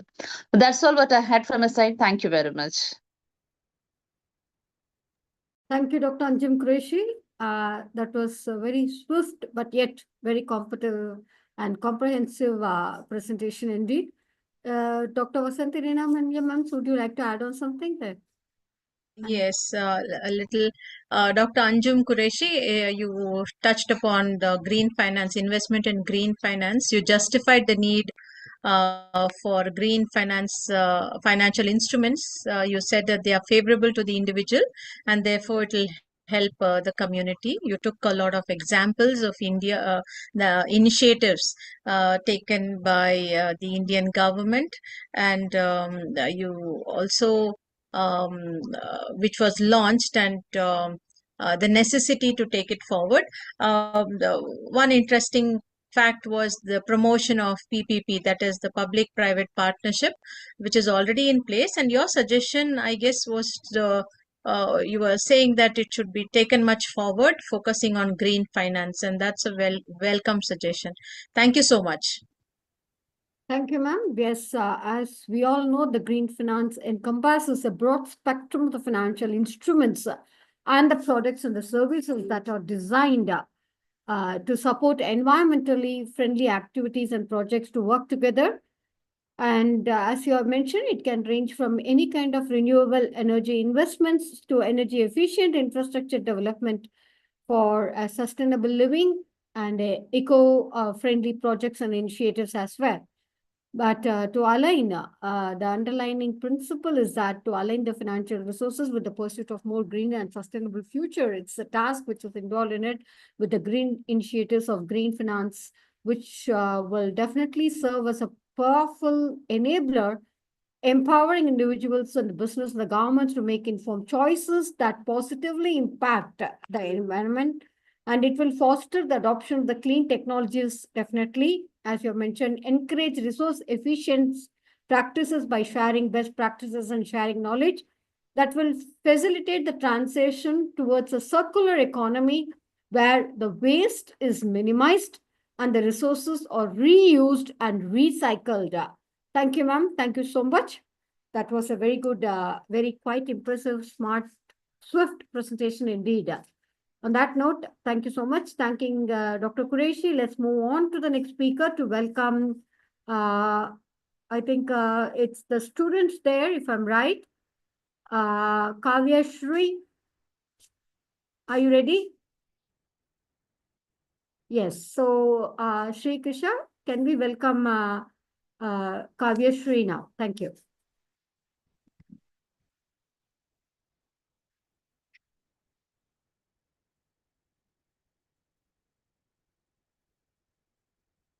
You're muted, Shri Krisha, please. Sorry. We are pleased to invite Kavya Shri R, a pre-final year student of Computer Science and Business Systems at Sri Ishwar College of Engineering, to speak on green finance for sustainable solution. With strong expertise in web development, machine learning, and data analytics, Kavya Shri is also the founder of Forecast Care, a startup focused on animal disease prediction. She has demonstrated remarkable leadership, winning several hackathons and actively contributing to campus initiatives. Her unique perspective on the intersection of technology and sustainable promises to offer valuable insights for advancing green finance. We now invite you to take over and share your valuable insights. Over to you. Thank you so much for the warm welcome. Please, well, am I audible? Introduce yourself and then do your presentation. Yeah. Hi, everyone. I'm Kavya Shri here, and I'm a pre-final year computer science and business systems student at Sri Ishwar College of Engineering. And I'm also a co-founder of Forecast Care. It is a company where it is mainly focused on prediction of animal skin disease. We're mainly working on AI and machine learning. And I'm into this project. And also, I'm very passionate about blending innovation and technology together. And that's why we are working in this project. So I think let me start with my presentation.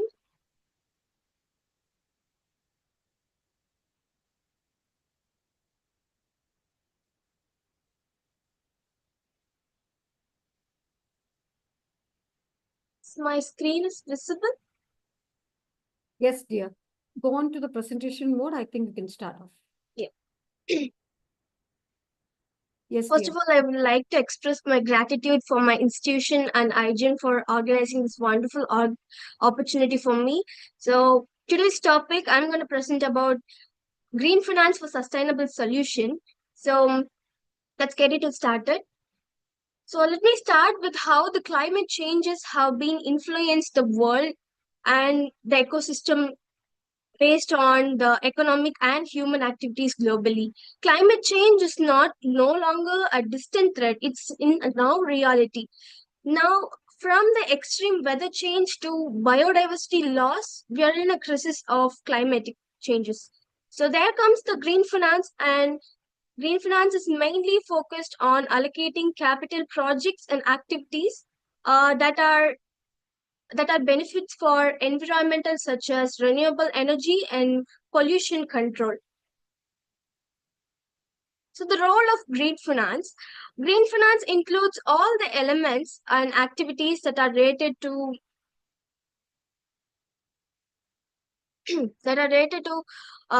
financial actions and activities to protect our environment towards like climatic change mitigation and adoption. In other words, it's like a direction of financial flow towards sustainable and environmental friendly project. It involves public and private blended mechanism also. The evaluation of green finance. Let me start with the early route, how the green finance has been started in concept. The concept of green finance have been emerged from growing the awareness of environmental issue and the need of sustainable development in the late 1980s. So sustainable development has been addressed by American Marketing Association. There has been conducted a workshop on economical management, and there comes the topic of green finance. So after that, they have been rising the green economy there. In green economy, they were mainly focused on the rise of green ecosystem, standard by the Corporation of Social Responsibility, reporting the company's environmental impact. And moving on to the international agreements and policy initiatives, government and international organization plays a vital role in promoting green finance through policy, regulation, and innovatives like green bonding or green banking and equality principles. And development of green finance instruments. Development of green bonds has been started over there. Green bonds, green loans, and green banking. Later on, we'll discuss about the instrument deeply. And moving on to the growing section of sustainability investments. Investment plays a vital role in green finance. Investing which seeks both financial return and positive social benefits. And now, in the current state, we are focusing on technological advancement. For example, AI and blockchains for green finance. We are investing on technology advancement as well. Why we need green finance? To support the eco-friendly projects, to combat climatic change and pollution, to prevent our environmental from these pollutions and climatic change, we have to support green finance. It also helps in creating jobs and industries in renewable and green technologies. For example, jobs like industries like solar, wind, and hydropower can open more jobs when it comes to green technologies. To ensure our economic activities do not harm the planet. So economical activities to heal, not harm our planet. So we'll save our planet for future generation. So this is why we need the green finance. It's most important to have green finance over here. The global context of green finance is that the world is investing a rise in ESG-driven investment, like environmental, social, and government investment, which is like certain frameworks like Paris agreements. Paris Agreement states that aim to limit global temperature to well below 2 degrees Celsius above pre-industrial level and positive efforts to limit its 1.1 degrees Celsius also. And UN SDGs, UN Sustainable Development Groups.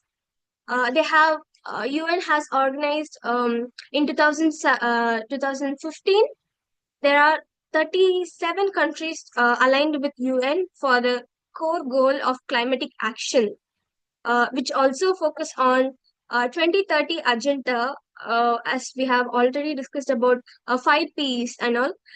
They are mainly focusing on those goals related to climate. And then UE Green Deal, it launched in 2019. It aims to climate neutral by investing on the Green Deal and green bonds. This is the main motto of UE Green Deal. So the green finance bridges green finance between the gap of climatic investment. There are certain instruments, financial instruments in green finance, like green bonds, carbon markets, ESG funds, and the role of investments. Green bonds is a type of loan or investment tool used to raise money, especially in environmental friendly projects. For example, for instance, a city wants to build a new subway system to reduce pollution. It can raise funds by selling green bonds. And moving on to carbon markets enable the trade of carbon emission allowance or credits. Carbon credits has some, for instance, carbon credits are like if a company has carbon based industry or carbon emitting industry, there must a carbon credit has to be registered. This carbon credits is like to there are certain level of carbon credit to particular company. If the credit has been above, there must be fine initiated to that company. If the credit is been below the bond, they can borrow to other companies also. This is called the carbon credits.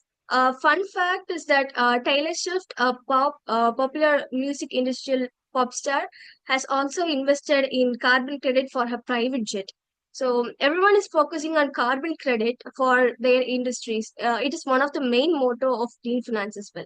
And ESG funds is that fund which is related for fund that are investing based on the environmental standardized companies. So companies which are mainly focused on environmental sustainable, these ESG funds will be investing on those companies for more profitability and to implement the sustainable goals. And role of institution like World Bank and Asian Development Banks and private green banks for financial and technical assistance for these green finances. These are some of the financial instruction for the implementing green finance. Here are some of the case studies. DC Water Green Bond. DC Water is the definition of District of Columbia Water and Sewer Authority, commonly known as DC Water. They are the first one to create a bond on water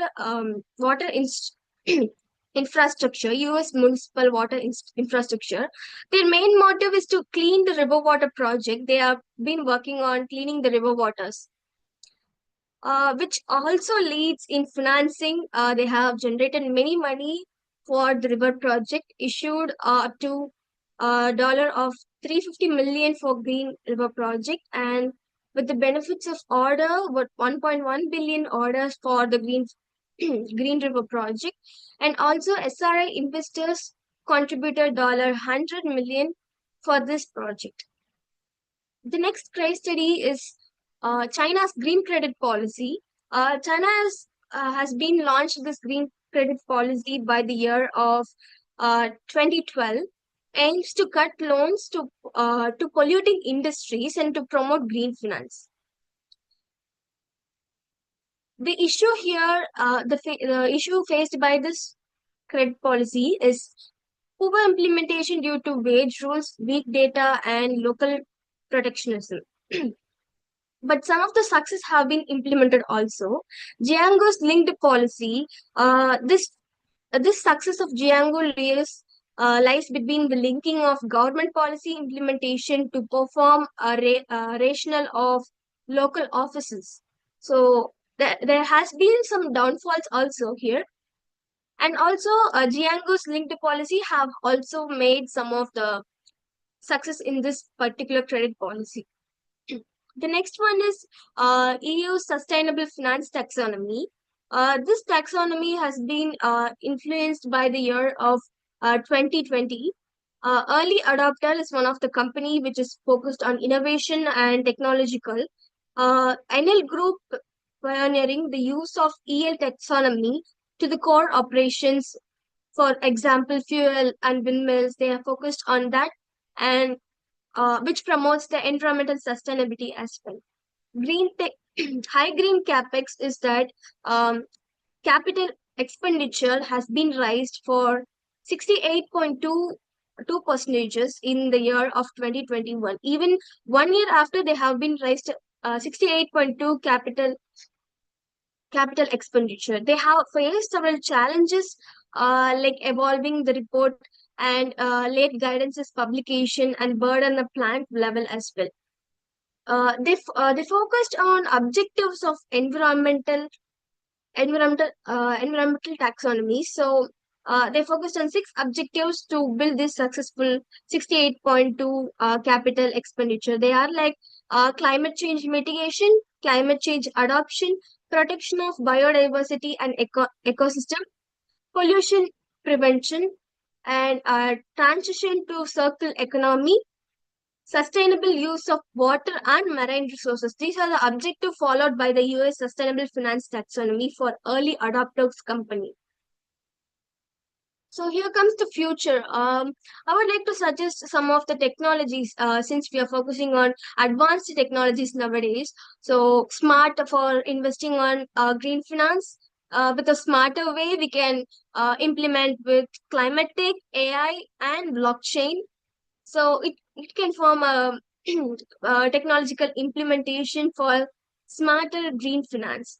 So, and then we also discussed about PPP is private and public partnership will scale a more impact, and ESG metrics for long-term performance, which will lead to emerging global financial standards. And youth and academia is now Gen Z generation going to lead through the innovation and policy influences for the green capitalism. So green finance is not just an investment in a planet, it's an investment of a future. Thank you. Thank you, Ms. Kavyashree. Wonderful to hear about you, and my best wishes to your endeavor. Also happy to know that you love and your love and concern for animals. Do you have pets at home? No, ma'am, not currently. I had. Okay. Now, coming to your presentation, you touched upon the significance of green finance, and with your interest in startup and as an entrepreneur, surely taking interest in green finance is suitable for you. You have given answers to all those who are curious about green finance through your talk, and you should be actually initiating awareness about green finance among your friends and peers. I'm sure this will bring in more awareness and investment in green bonds and green financial instruments in Gen Z. You should also give suggestions on using AI and blockchain for smarter green finance. So thank you and best wishes once again. Thank you so much, ma'am. Yeah, you're welcome. I request Shri Krisharam to invite the next speaker, please. We are pleased to invite Godfrey Biamakama, Regional Director for the Extreme Heat Program Africa, to speak on green finance for sustainable solution. With an impressive background in theology, development, and community health empowerment, Biamakama has played a key role in numerous initiatives across Africa.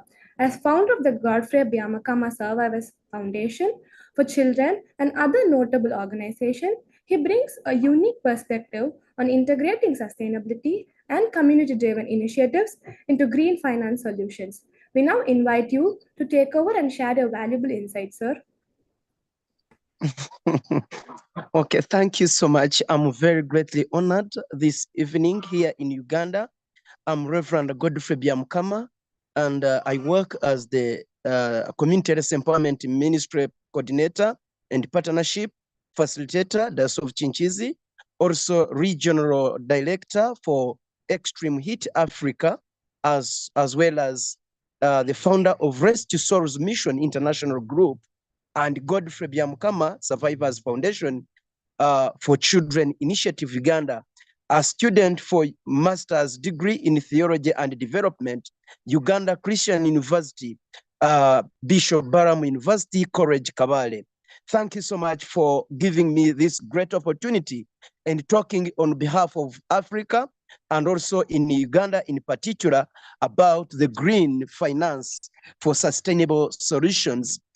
Much of the presentations that have been presented have really caught up some of our presentations, and I would like to be brief. However, I want to say that green finance solution is very key in environmental protection and climate change, as we talk now in the current situation, and protecting the future generation. First and foremost, I would like to say there are key priorities that we must undertake when we are talking about the green finance for sustainable solutions. One of the key issues that we should look at is sustainable development, climate action, and also looking at the initiatives that we must adopt in our current situation when we are dealing with environmental protection. So Green Global Alliance Against Hunger and Poverty is part of the green finance for sustainable solutions. As one of the presenters have said, we need to have key aspects that we look at. One of them is renewable energy, investing in solar energy, wind energy, and water energy, and even many other approaches that can be adopted in order to avoid encroaching on the environment. We also need to have sustainable infrastructure so that we can minimize the destructions and also some of the damages that we currently see taking place in our economy. We should also ensure that there are certain funding projects that promote energy efficiency and also building, green building, and eco-friendly transportation. We should also have climate resilient projects which are adopted in order to influence climate change. She has talked about green bonds. These are some of the areas where we must also invest in as governments and organizations and other institutions so that we can have safer financing capacity. Benefits, we have environmental impact, economic growth, in case we observe environmental protection and also finance some of the key priorities in our environment. Shortly, I will talk about the extreme heat program in Africa. We have had a number of damages and losses caused by extreme heat in Africa and also on the globe because of the invasion on the climate by human activities. But this concept of extreme heat is not considered in most government policies and also organizations. I want to inform the UN officials that we need to adopt the extreme heat program incorporated into our activities because it is of a threat. We have very many challenges caused by extreme heat, and it is becoming a threat to both animal, human life, and also water body. As the policymakers and also organizations, we need to talk about extreme heat on at length so that we can establish the funding opportunities to look at this important thing that we are talking about. I am working with Dr. Carlos, who lives in Argentina, and we are working very hard to make sure that we attract many people as a concern so that we can talk about the extreme heat. Thank you so much for listening, and I want to thank you for this important organization may we have a platform so that we can establish partnership and collaboration to finance the green finance for environmental solution. Thank you so much. God bless you. Thank you, Reverend Godfrey Biamakumar. It is a wonderful deliverance by you, definitely. As we always believe, and our rationalists as coming together is just a beginning, staying together is a process, and working together is success. We are always open for collaboration, and we would definitely initiate things with you. We are open for it. Thank you so much. Thanks for that initiative. Well, I would request His Excellency, Professor Charles Eboria. Professor Charles Eboria, hope you're fine. It's good morning. Once again, I thank God, and I've been listening to all what I've been saying so far. I'm enjoying all your teachings, all the talk, all the speakers. God bless every one of you. The topic before me here is about I'm giving emphasis to green finance for sustainability solutions. As we all know, international taxation, particularly through green tax and tax incentive, can play a vital role in promoting green finance and achieving. Professor, can we have the summary for Reverend Godfrey, and then we'll go ahead with your presentation. I would like to have the summary for Reverend Godfrey first, and then we'll go ahead with your presentation. Okay, the summary is that the summary is all about green grass in the financing of environmentally beneficial investments, including public-private projects, to address all types of environmental solutions, such as pollution reduction, reducing emissions, improving resources efficiency, and addressing climate change. That is summary. Before now let me now give the details of what I tried to explain as regards taxation in correlation with taxation. Just as I said, international taxation, particularly through green tax and tax incentives, can play a vital role in promoting green finance, achieving sustainable solutions by aligning tax policies with environmental goals. Goals can encourage businesses and individuals to adapt more sustainable practices, reducing environmental damage and contributing to a more sustainable future. Worth knowing the examples of the green tax policy, which includes waste tax, carbon tax, pollution tax, and also energy tax. What do I mean by this pollution tax? So that it's aimed to discourage polluting activities and promoting cleaner production process. And when I talk of energy tax, it is also tax on energy products and electricity, which is used to fund renewable energy projects and promote energy efficiency. When I talk about carbon tax, it is a tax to carbon emission aimed to incentivize business and individuals so as to reduce their carbon footprints. And when I talk about the waste tax, it's all about the tax on the waste disposal used to intensify waste reduction and recycling. What knowing that the green taxation serves as an incentive, which includes taxes on energy, transportation, pollution, and resources, used to internalize the environmental costs of various activities. What knowing that the tax revenue generated from the green tax are allocated to fund sustainable development projects such as climate change mitigation, resource conservation, and also pollution reduction.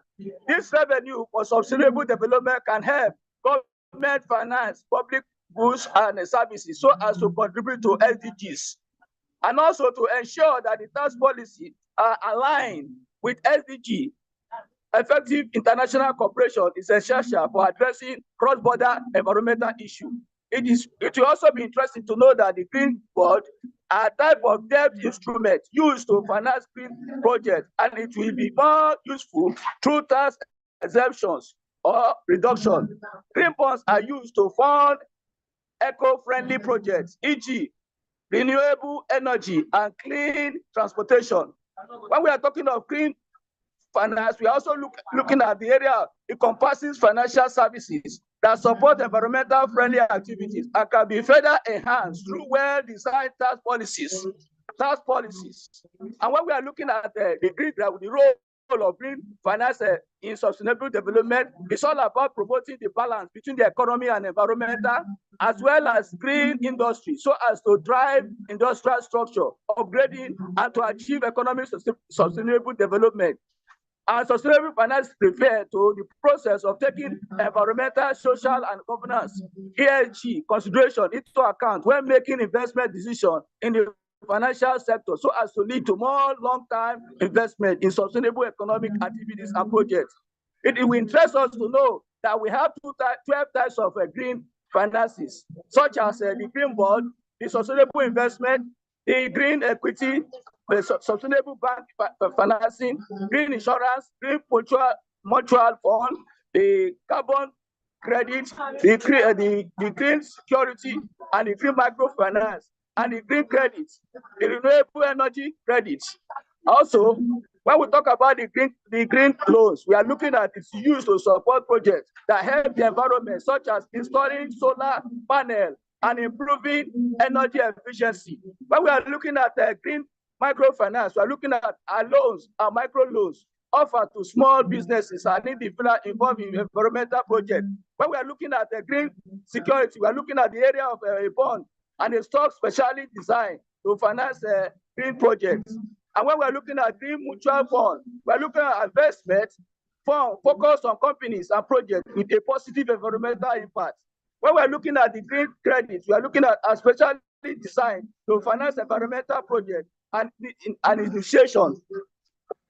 When we are also looking at the green insurance, we are looking at an insurance product that covers risks associated with environmental projects and also provide the incentive for environmental responsible behavior. And we know that sustainable bank financing, their bank offer various products like green loans, like mortgage, so as to support green projects and sustainable businesses. Green equity, we are looking at the involved purchasing shares in companies that benefit the environment and are involved in sustainable activities. The green bonds are used to fund eco-friendly projects like renewable energy and clean transportation. When we are looking at the renewable energy credit, we are looking at this credit represent the environmental attributes of renewable energy generation and can be traded to support the development of renewable energy projects. Sustainable investment, it involves various investment strategies that consider environmental, social, and governance factors, which is often focusing on economies of companies or projects with strong environmental performance. When we are also looking at the area of carbon credit, these are the permits that allow a company to emit a certain amount of greenhouse gases and can be traded to encourage emission reduction. There are 5 pillars of sustainable finance. What are the 5 pillars of sustainable finance? Use of proceeds, which is the definition. The process for project evaluation, which is selection, and the management of the proceeds, which is traceability. We also look at the monitoring, transparency, that transparency in it. When we look at the reporting, the same thing, transparency. It will interest us to know that the 17 SDGs are structured around these 5 P's, these 5 pillars of the 2030 agenda. The people, the planet, the prosperity, the peace, and the partnership. Tells us that the progress on 1P must balance with the progress on the other. Same with the sustainable finance. When we look at the sources of green grants, we are looking at the green bond, we are looking at green loans, we are looking at the climate financing, we are looking at the various partnerships, and we are looking at the green promissory notes. As we move towards 2030 and beyond, embracing the 5 C's of sustainability and the principle to a sustainable future to green finance can guide our action, our influence, our decision, and shape our world. What are the 5 C's? Includes clean, community, culture, care, and corporate governance. All these are very important, and it will help us very well. But knowing that sustainable development is a development that meets the need of the present without compromising the ability of future generations to meet their own needs, and the ability to achieve a balance between and obtaining the necessary funding to carry out activities and projects and achieving social and environmental goals in the long run is also called financial sustainability. The green trades refer to the trade practices that are environmental friendly, that is, does not cause ecological harm. This includes the trade in the clean energy, the green products and the services, which includes the sales of vegetables, of organic kitchen garden, also the sales of solar panels, etc. When we look at the area of imports and exports, we are looking at the area of import and referring to the goods that a country buys from another country, which exports are goods that a country sells to another country with a lot of logistics, which is an imperative component of the market, divided into two ways, the direct and indirect. What knowing that the 4 ROS, reform, reshape, reconstruction, and constitute the international trade fabric and the international architect. It is worth knowing in my conclusion that the green finance, as I already said, promote the balance between economic and environment as well as the green industry, and drives industrial structure upgrading to achieve economic stability development. And the green finance is also a powerful drive of industrial structuring, particularly towards sustainable and high quality economic development. The green finance optimizes industrial structure by supporting green industry, promoting technology, innovation, and enabling the transformation of high pollution sectors.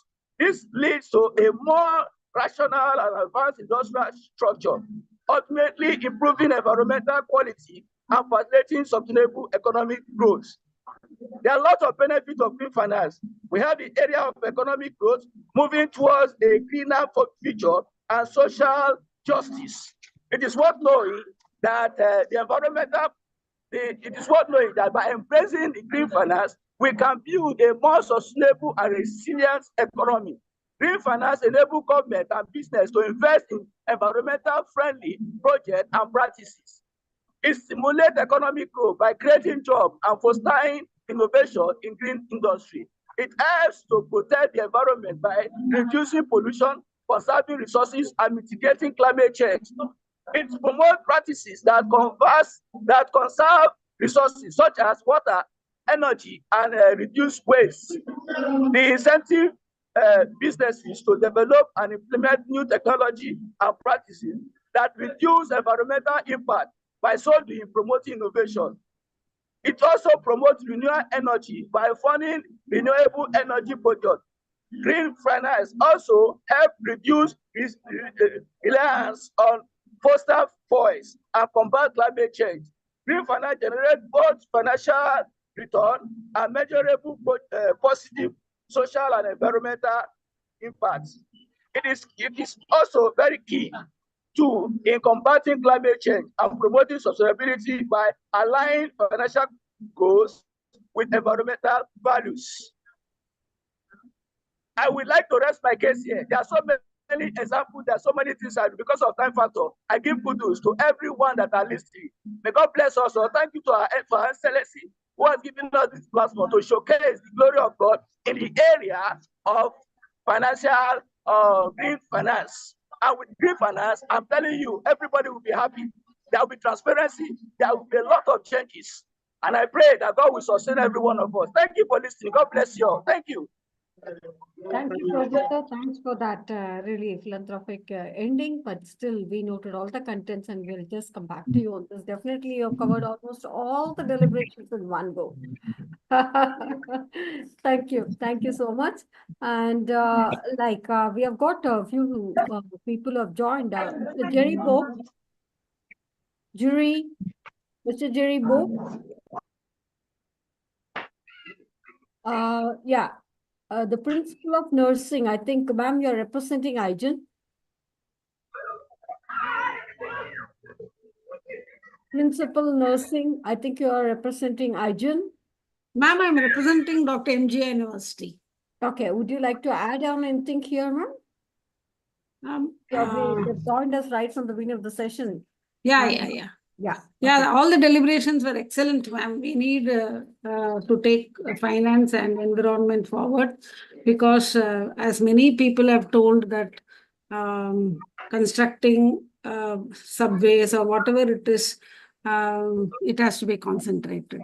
So environment and finance has to take a lead so that we can take this SDG goal forward.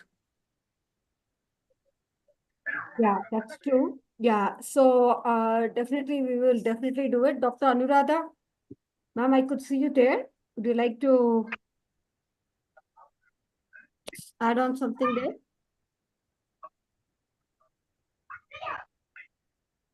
Dr. Anuradha?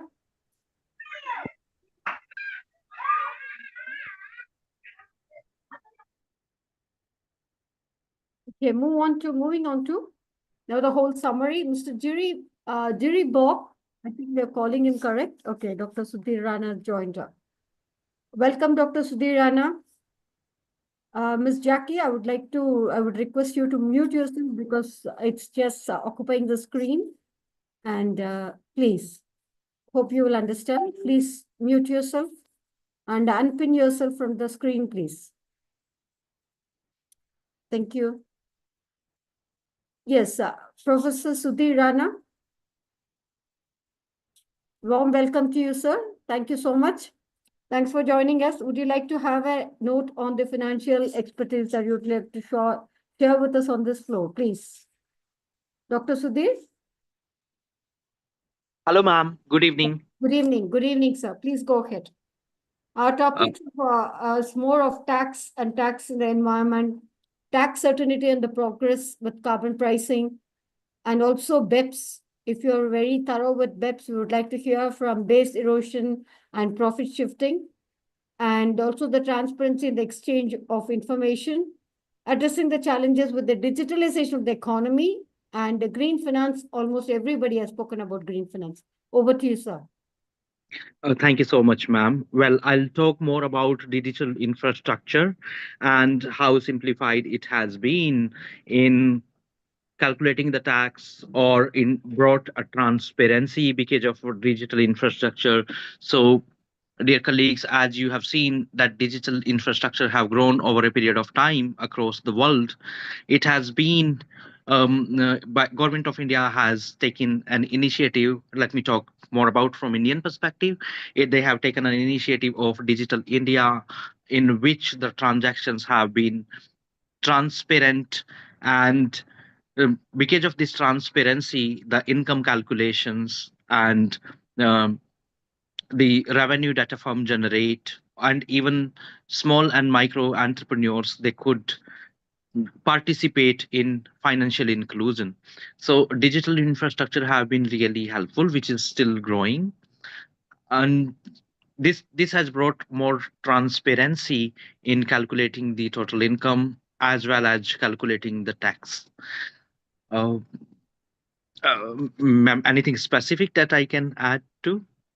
We leave it to you, sir. We know that you're an expert in this field. That's why you can go ahead. Okay. Well, my research, okay, I'm a research professor of business management. My area is digital strategies. So primarily, if you ask me, I may not be able to relate it much with the tax, but I can definitely speak about digital infrastructure, digital knowledge, digital resources, how these has brought the overall strategic response in terms of digitalization, which cannot be divorced from the tax and finance all across the world. So what I do is my research focus is on how digital infrastructure is developed. When we speak about digital infrastructure, it creates the overall application development and the knowledge creation in that particular economy, where people are more trained in using the digital processes, digital applications, digital banking applications, to making transactions through the apps, and they know that what the payment gateways are. There are payment gateways always that are inbuilt with these applications. So when an economy develop digital infrastructure, they'll have to simultaneously focus on the education of people, means knowledge generation, and that's bring the inclusivity. Then when we talk about digital knowledge and infrastructure, it brought more digital resources. So digital resources in terms of more training programs available, um, more avenues of learning. For example, when we talk about digitalization, this is not infused only in one part of uh, the economy, or say one sector. It has to go simultaneously to various sectors. As you see that there are online shopping apps, e-commerce apps, from where people hands-on or learn slowly, gradually, from the digital economy in initiatives. At the same time, education is also there, so they also learn from the online education, they hands-on there. There is also information available, so there are various information sources through which they learn. There are also entertainment sources. If you see all the applications, all the entertainment and media houses, whether it is Amazon Prime or it is Netflix, these are also available. So they also gain their digital knowledge from there. And there are also many other peripheral, or say third parties, from where they keep on getting knowledge. So when in any economy the digital infrastructure is developed, it is developed from the engagement that comes from different sectors. If we specifically talk about the financial sector, in financial sector, it comes from the payment gateways, using more banking apps and apps that are provided by financial institutions. But there also need to be developed the protocol, the gateways, the security, safety, and it brings to service optimizations.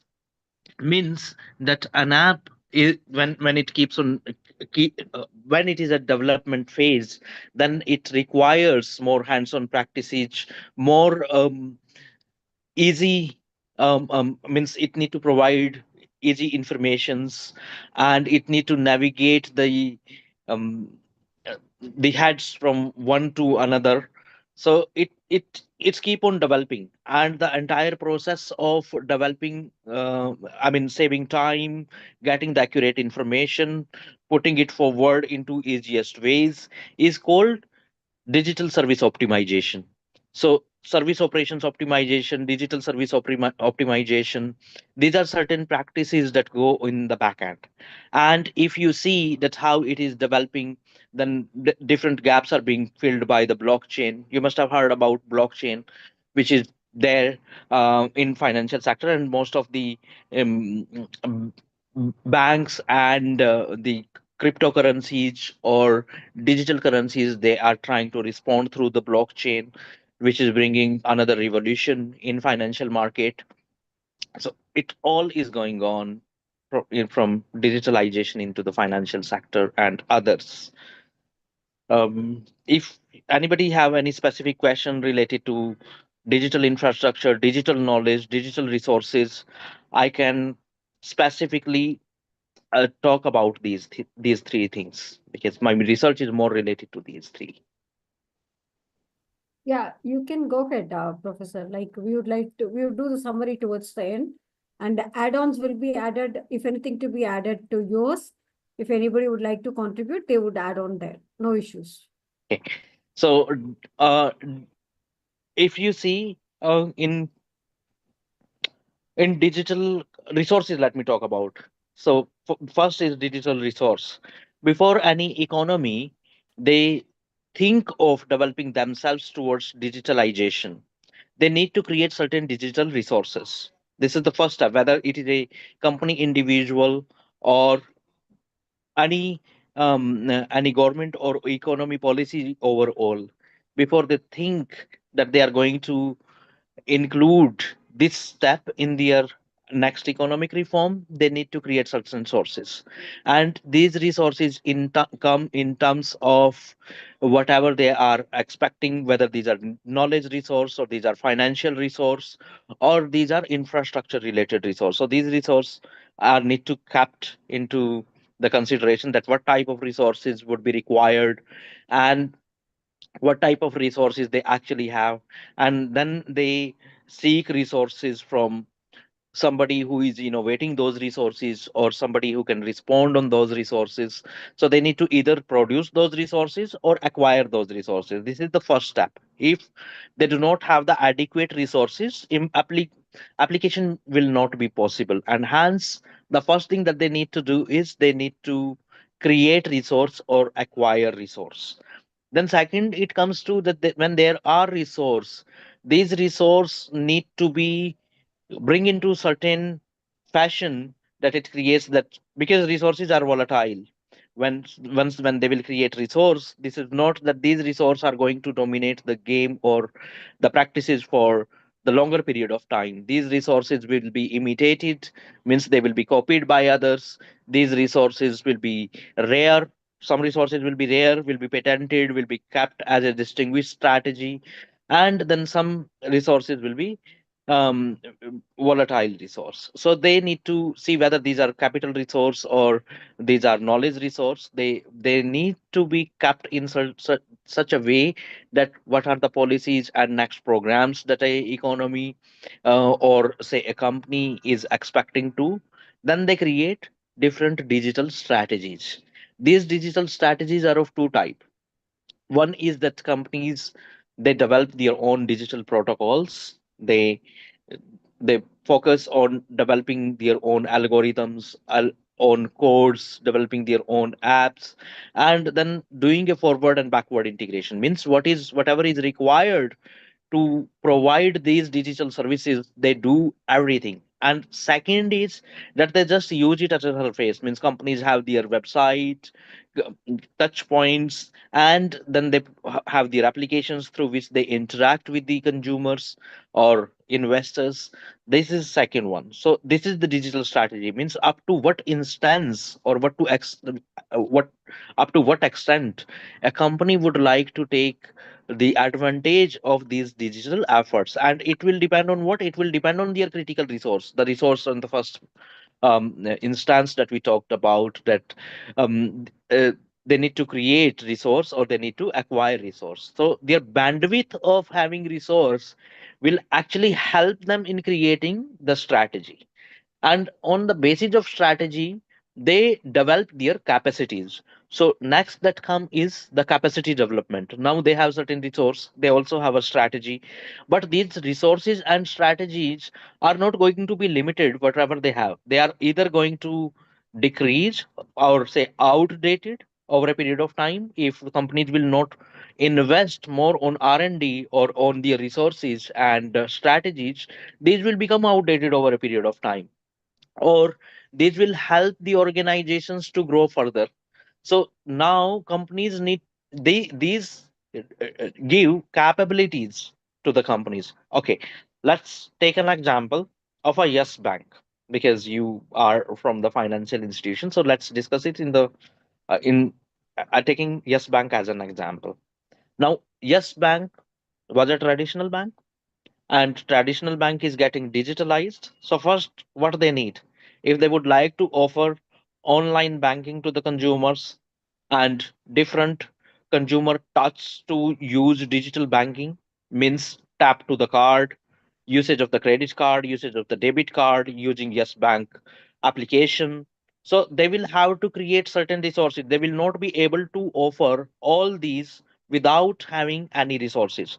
So the first thing that they need to create is digital resources to create different touch point to the consumers. Now what second they will do is they will decide the strategy, what they will offer, what they will not offer, what type of transactions can be done, who is going to be their payment gateway, whether they choose Visa or they choose a Mastercard or Mistro. So these are payment gateways, or they choose to PayPal. So these are payment gateways. So which payment gateway they build, or they build their own payment gateway.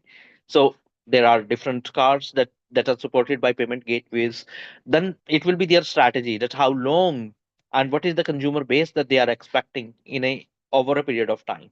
And then third, to develop their capacities, what they will offer, they will keep on strengthening their applications. They will keep on using that service optimization on their application that we were talking about, that they keep on learning from their experiences, and they will keep on indulging more practices to make their applications smoother, to have a larger consumer base, to onboarding different other platforms who will come and offer their products and services to their cards. For example, getting a movie ticket free weekly if spending is automatically calculated or suggested, forecasted for the next month, where consumers can actually estimate their financial projections.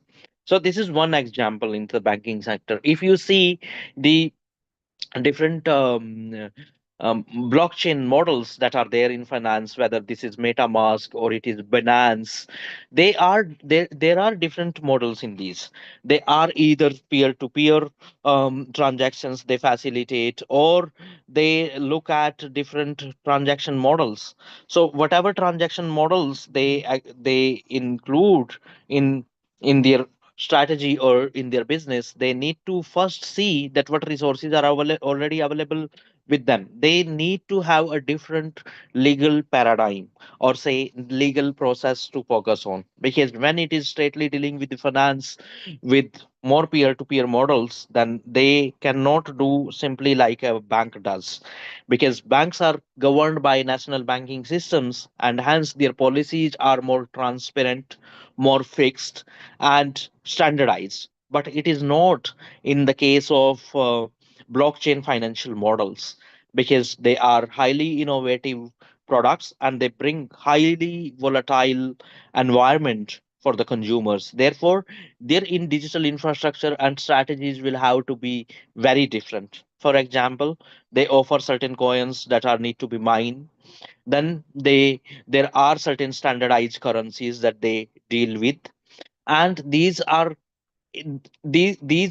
platforms aim to bridge the gaps of currency differences at the global market, and hence they need a different type of infrastructure. They need a different type of strategy to respond upon. This is what the revolution I have seen, other than the financial inclusion in the financial sector on the digital side. And infrastructure is really getting um, improved or developed day by day.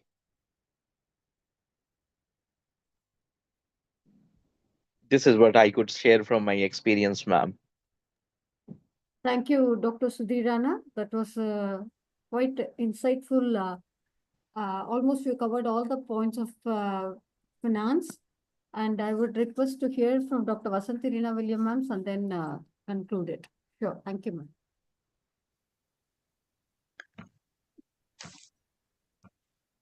ma'am. Thank you, Professor Sudhir Rana. Digital infrastructure bringing transparency in the Indian taxation system is very much seen. Yes, it brings inclusivity, and the government has initiated inclusivity among the street vendors as well, encouraging them to use digital transactions to streamline the unorganized retail sector.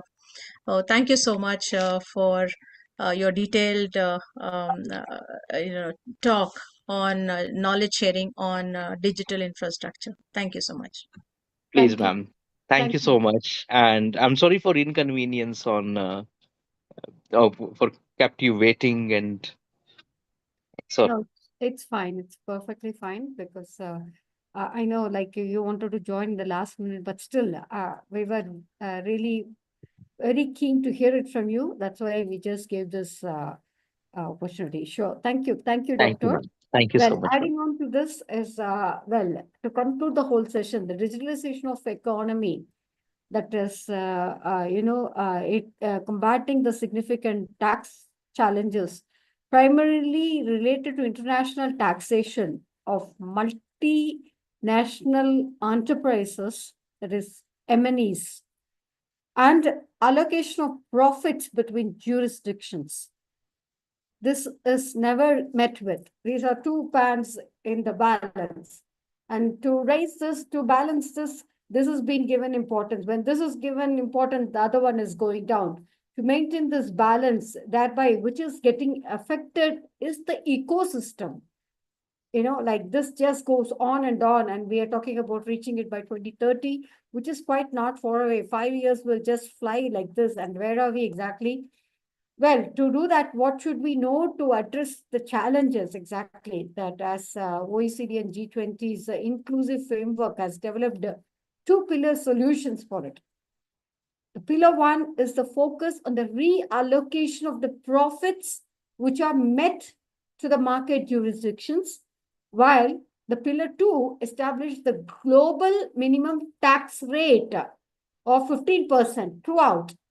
So that every country, as you know, it's not like you're coming to India, or your tax percentage is this, and then you're coming to other country, the other country has something. It's not like that. We are trying to put it up in the global minimum tax rate of 15%. How many of you feel that this is achievable? It's a big question. Well, we leave it open there because it goes on the controversies part of it. Then when going in detail with the reallocation of profits, the challenge is that the traditional tax rules struggle to keep up with the shift of the value creation and leading to the potential profit shifting from low tax jurisdictions.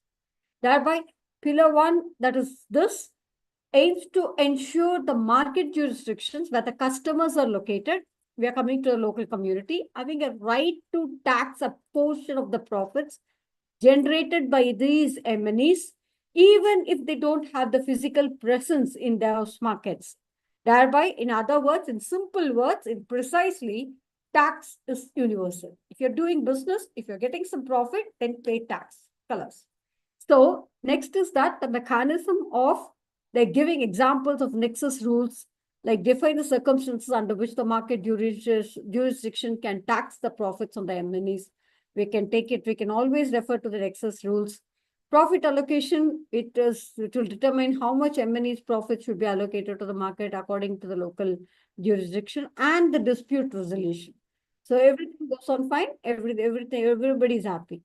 But when it comes to disputes exactly between the countries regarding the profit allocation, especially when involving with the global imports and exports, this norm should be mandatory. So with the global minimum tax, which is involved with the current international tax system, which allows the MNEs to shift from profits to the low tax jurisdictions, eroding the tax basis, which will potentially undermine the fairness of the tax system involved. So the pillar 2 that we're talking about, that the global minimum tax introduced with the rate of 15% on the profits of the large MNEs, and the global rules, a centralized coordinated taxation system. Imagine, please try to imagine this with me so that you get the feel of it, that impose a top-up of the tax on the profits arising in the jurisdiction, whatever the effective tax rate is below the minimum rate, subjecting to the tax rules which are involved in, so that you can arrive at a treaty or a contract. And so it will project a right of developing the countries to tax certain intergroup payments, ensuring that these payments are not subject to the nominal corporate world, but to the income tax rates below the minimum rate as well.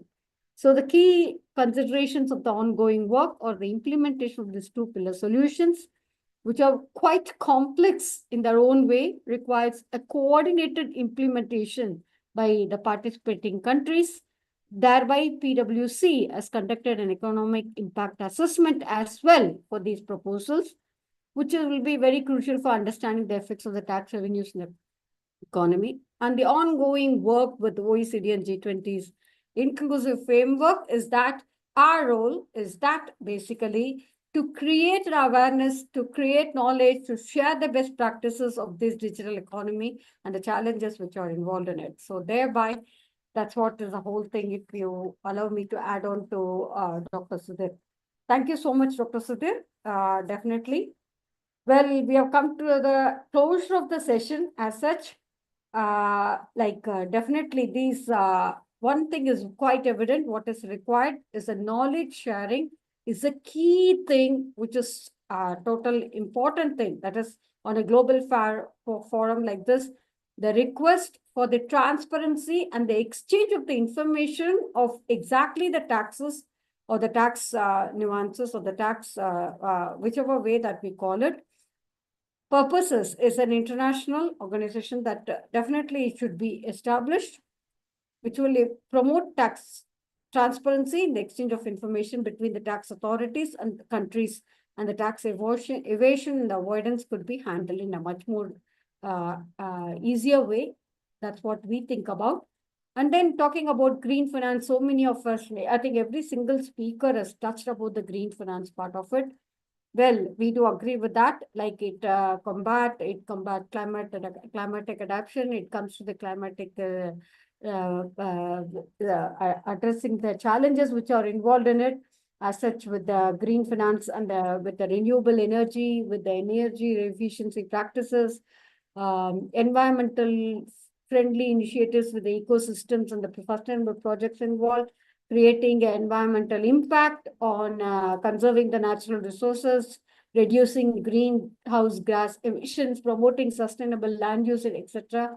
With the job creation in fold, with the scalability of the green finance, which meet the growing demand of the sustainable projects, with the standardization of the green finance instruments, reporting to the frameworks that is essential, and the last but not the least one, which cannot be compromised or which should be either complaced, is that the green finance requires effective risk management strategies to mitigate the potential risks which are involved in it. When it is with the whether it is renewable energy or the energy efficiency projects or sustainable infrastructure, these financial solutions for the sustainable projects will definitely play a crucial role in promoting the environmental friendly initiative and supporting a low carbon economy. I think there we have got the takeaways for today. With that, we come to the end of the session. Yes, Dr. Vasanthi Rina Williams, over to you to add on the final salt in the curry.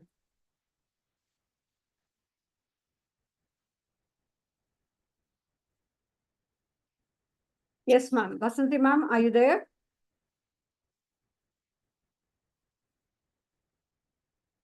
I think we've lost Vasanthi ma'am there. Sorry about it. Yes, Dr. Dilton, would you like to add on there, please? Oh, thank you very much. Just a few words to say how important is this International One Planet Cabinet, the discussion of these issues, especially about green economies, green environment. As I said before, I believe the planet Earth still can be saved, and I think it's possible. It's possible, and environment and sustainability and economic development can work together. So thank you so much to be among you all. Ours a great pleasure. Ours always listening and learning. Thank you. Namaste. Namaste. Thank you. Thank you so much. Dr. Elena Boswick, please. Oh, my dear. Wonderful conference. Wonderful. Organization, excellent. Excellent. Together. Scientific team, education team, global. Thank you. Thank you, my dear professor. Thank you. Thank you. Thank you very much. Thank you. Thank you. See you again. See you. Yeah. See you again next Sunday. Sure. Thank you. Thank you so much. Thank you, Saul. Thank you. Thank you. Thank you. Definitely. We have come to the end of the session. And as you know, definitely we believe in one thing, as coming together is only a process. Working together, staying together is coming together is only a beginning. Staying together is a process. Working together is success. So let's collaborate, start working together so that as Professor Dr. Dilton was mentioning, it is possible to save this planet Earth, and let's put our heart, mind, and soul together to just in this initiative, definitely, and we'll take it forward. Yes, son. Krisha, would you like to add on there, please? It was really inspiring for me to be here today. And I would like to thank you all for your gracious presence and valuable contributions. This meeting was enriching for me, and I took very much of inspiring thoughts that would lead me to more and more contribution to the society. Thank you, everyone, once again. Thank you. Thank you, dear. You were really awesome, and you really took it on your shoulders. And we are so happy to have you. Thank you. Thank you so much. Yes, Dr. Vasanthi Reena Williams. Yes, your turn now to add on. I think I don't have to add anything because you've covered up everything. And I'm so happy that I'm part of this, because every time there's a lot of knowledge sharing. And I congratulate the young entrepreneur, and also Shri Krisha Ram. You've been so cute and very nice. Please take it forward.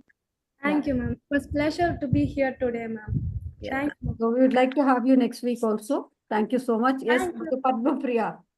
Dr. Padma Priya, ma'am, please. It was a wonderful experience which we have shared, and it was the good initiative to be in streamlined, to be what you have said of the two pillar. Maybe the two pillar has been get executed. It has been get the whole transparency trade to all the country. And thank you so much, and thank you so much for this opportunity to deliver the part of this tax environment. And thank you so much, and thank our management, Dr. NGR Education Research Institute. Thank you so much. Thank you, ma'am. Thank you so much. So that was really a wonderful session. On that note, let's together thank our community partners, GSFN Global Sustainable Futures, International Internship University, University of Creativity and Research, IGEN, Institution of Green Engineers, Good Vision Saver Trust. Thank you. IGEN Global. Thank you. Amity University Dubai, SRM Group with SRM Engineering College and Ishwari Engineering College, SRM Valiama Engineering College. Thank you so much. SRM and Sairam Group of Institutions with Sairam Engineering College and all the other group of institutions, and Dr. MGR Education Research Institute, Sri Ishwar College of Engineering, St. Xavier's College of Engineering, Ishwar College of Engineering, and Jain Institute of Engineering, Gracious Legacy Foundation, Sustainable Futures for Peace and Hope. Thank you so much. Universal Human Values and Green Brigade. On that note, we come to the end of the session until we meet again for the next Sunday on the topic. And so it's so nice, and we feel so awesome that we have covered two P's so far. That is, planet is over, prosperity is over. Now we are moving to people. And we are starting with the culture. That's what is the next week topic. Celebrate the world's heritage with the culture and tourism. So it's going to be great, I think, because the topic itself is bringing so much of smile on all our faces. So definitely, I'm so excited to meet you all in the next session as well. Thank you. Thank you so much. Thanks for all the wonderful support. And also, last but not the least, definitely our wonderful speakers for today, starting from Dr. Benedicta and Dr. Mamta Chawla, I think we minister for the session, Dr. Elena Boswick, Dr. Deltrin Ribeiro, Dr. Anjum Qureshi, Dr. Charles, and I think Kavyashri was a student there. Thank you so much. And are we missing out anybody? Yes, I think Rodri.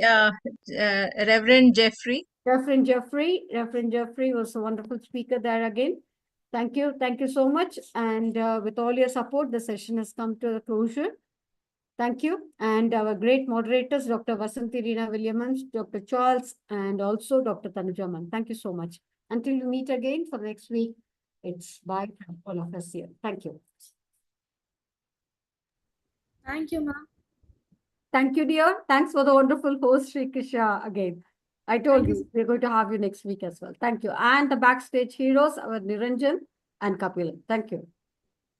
Welcome, ma'am. Thank you.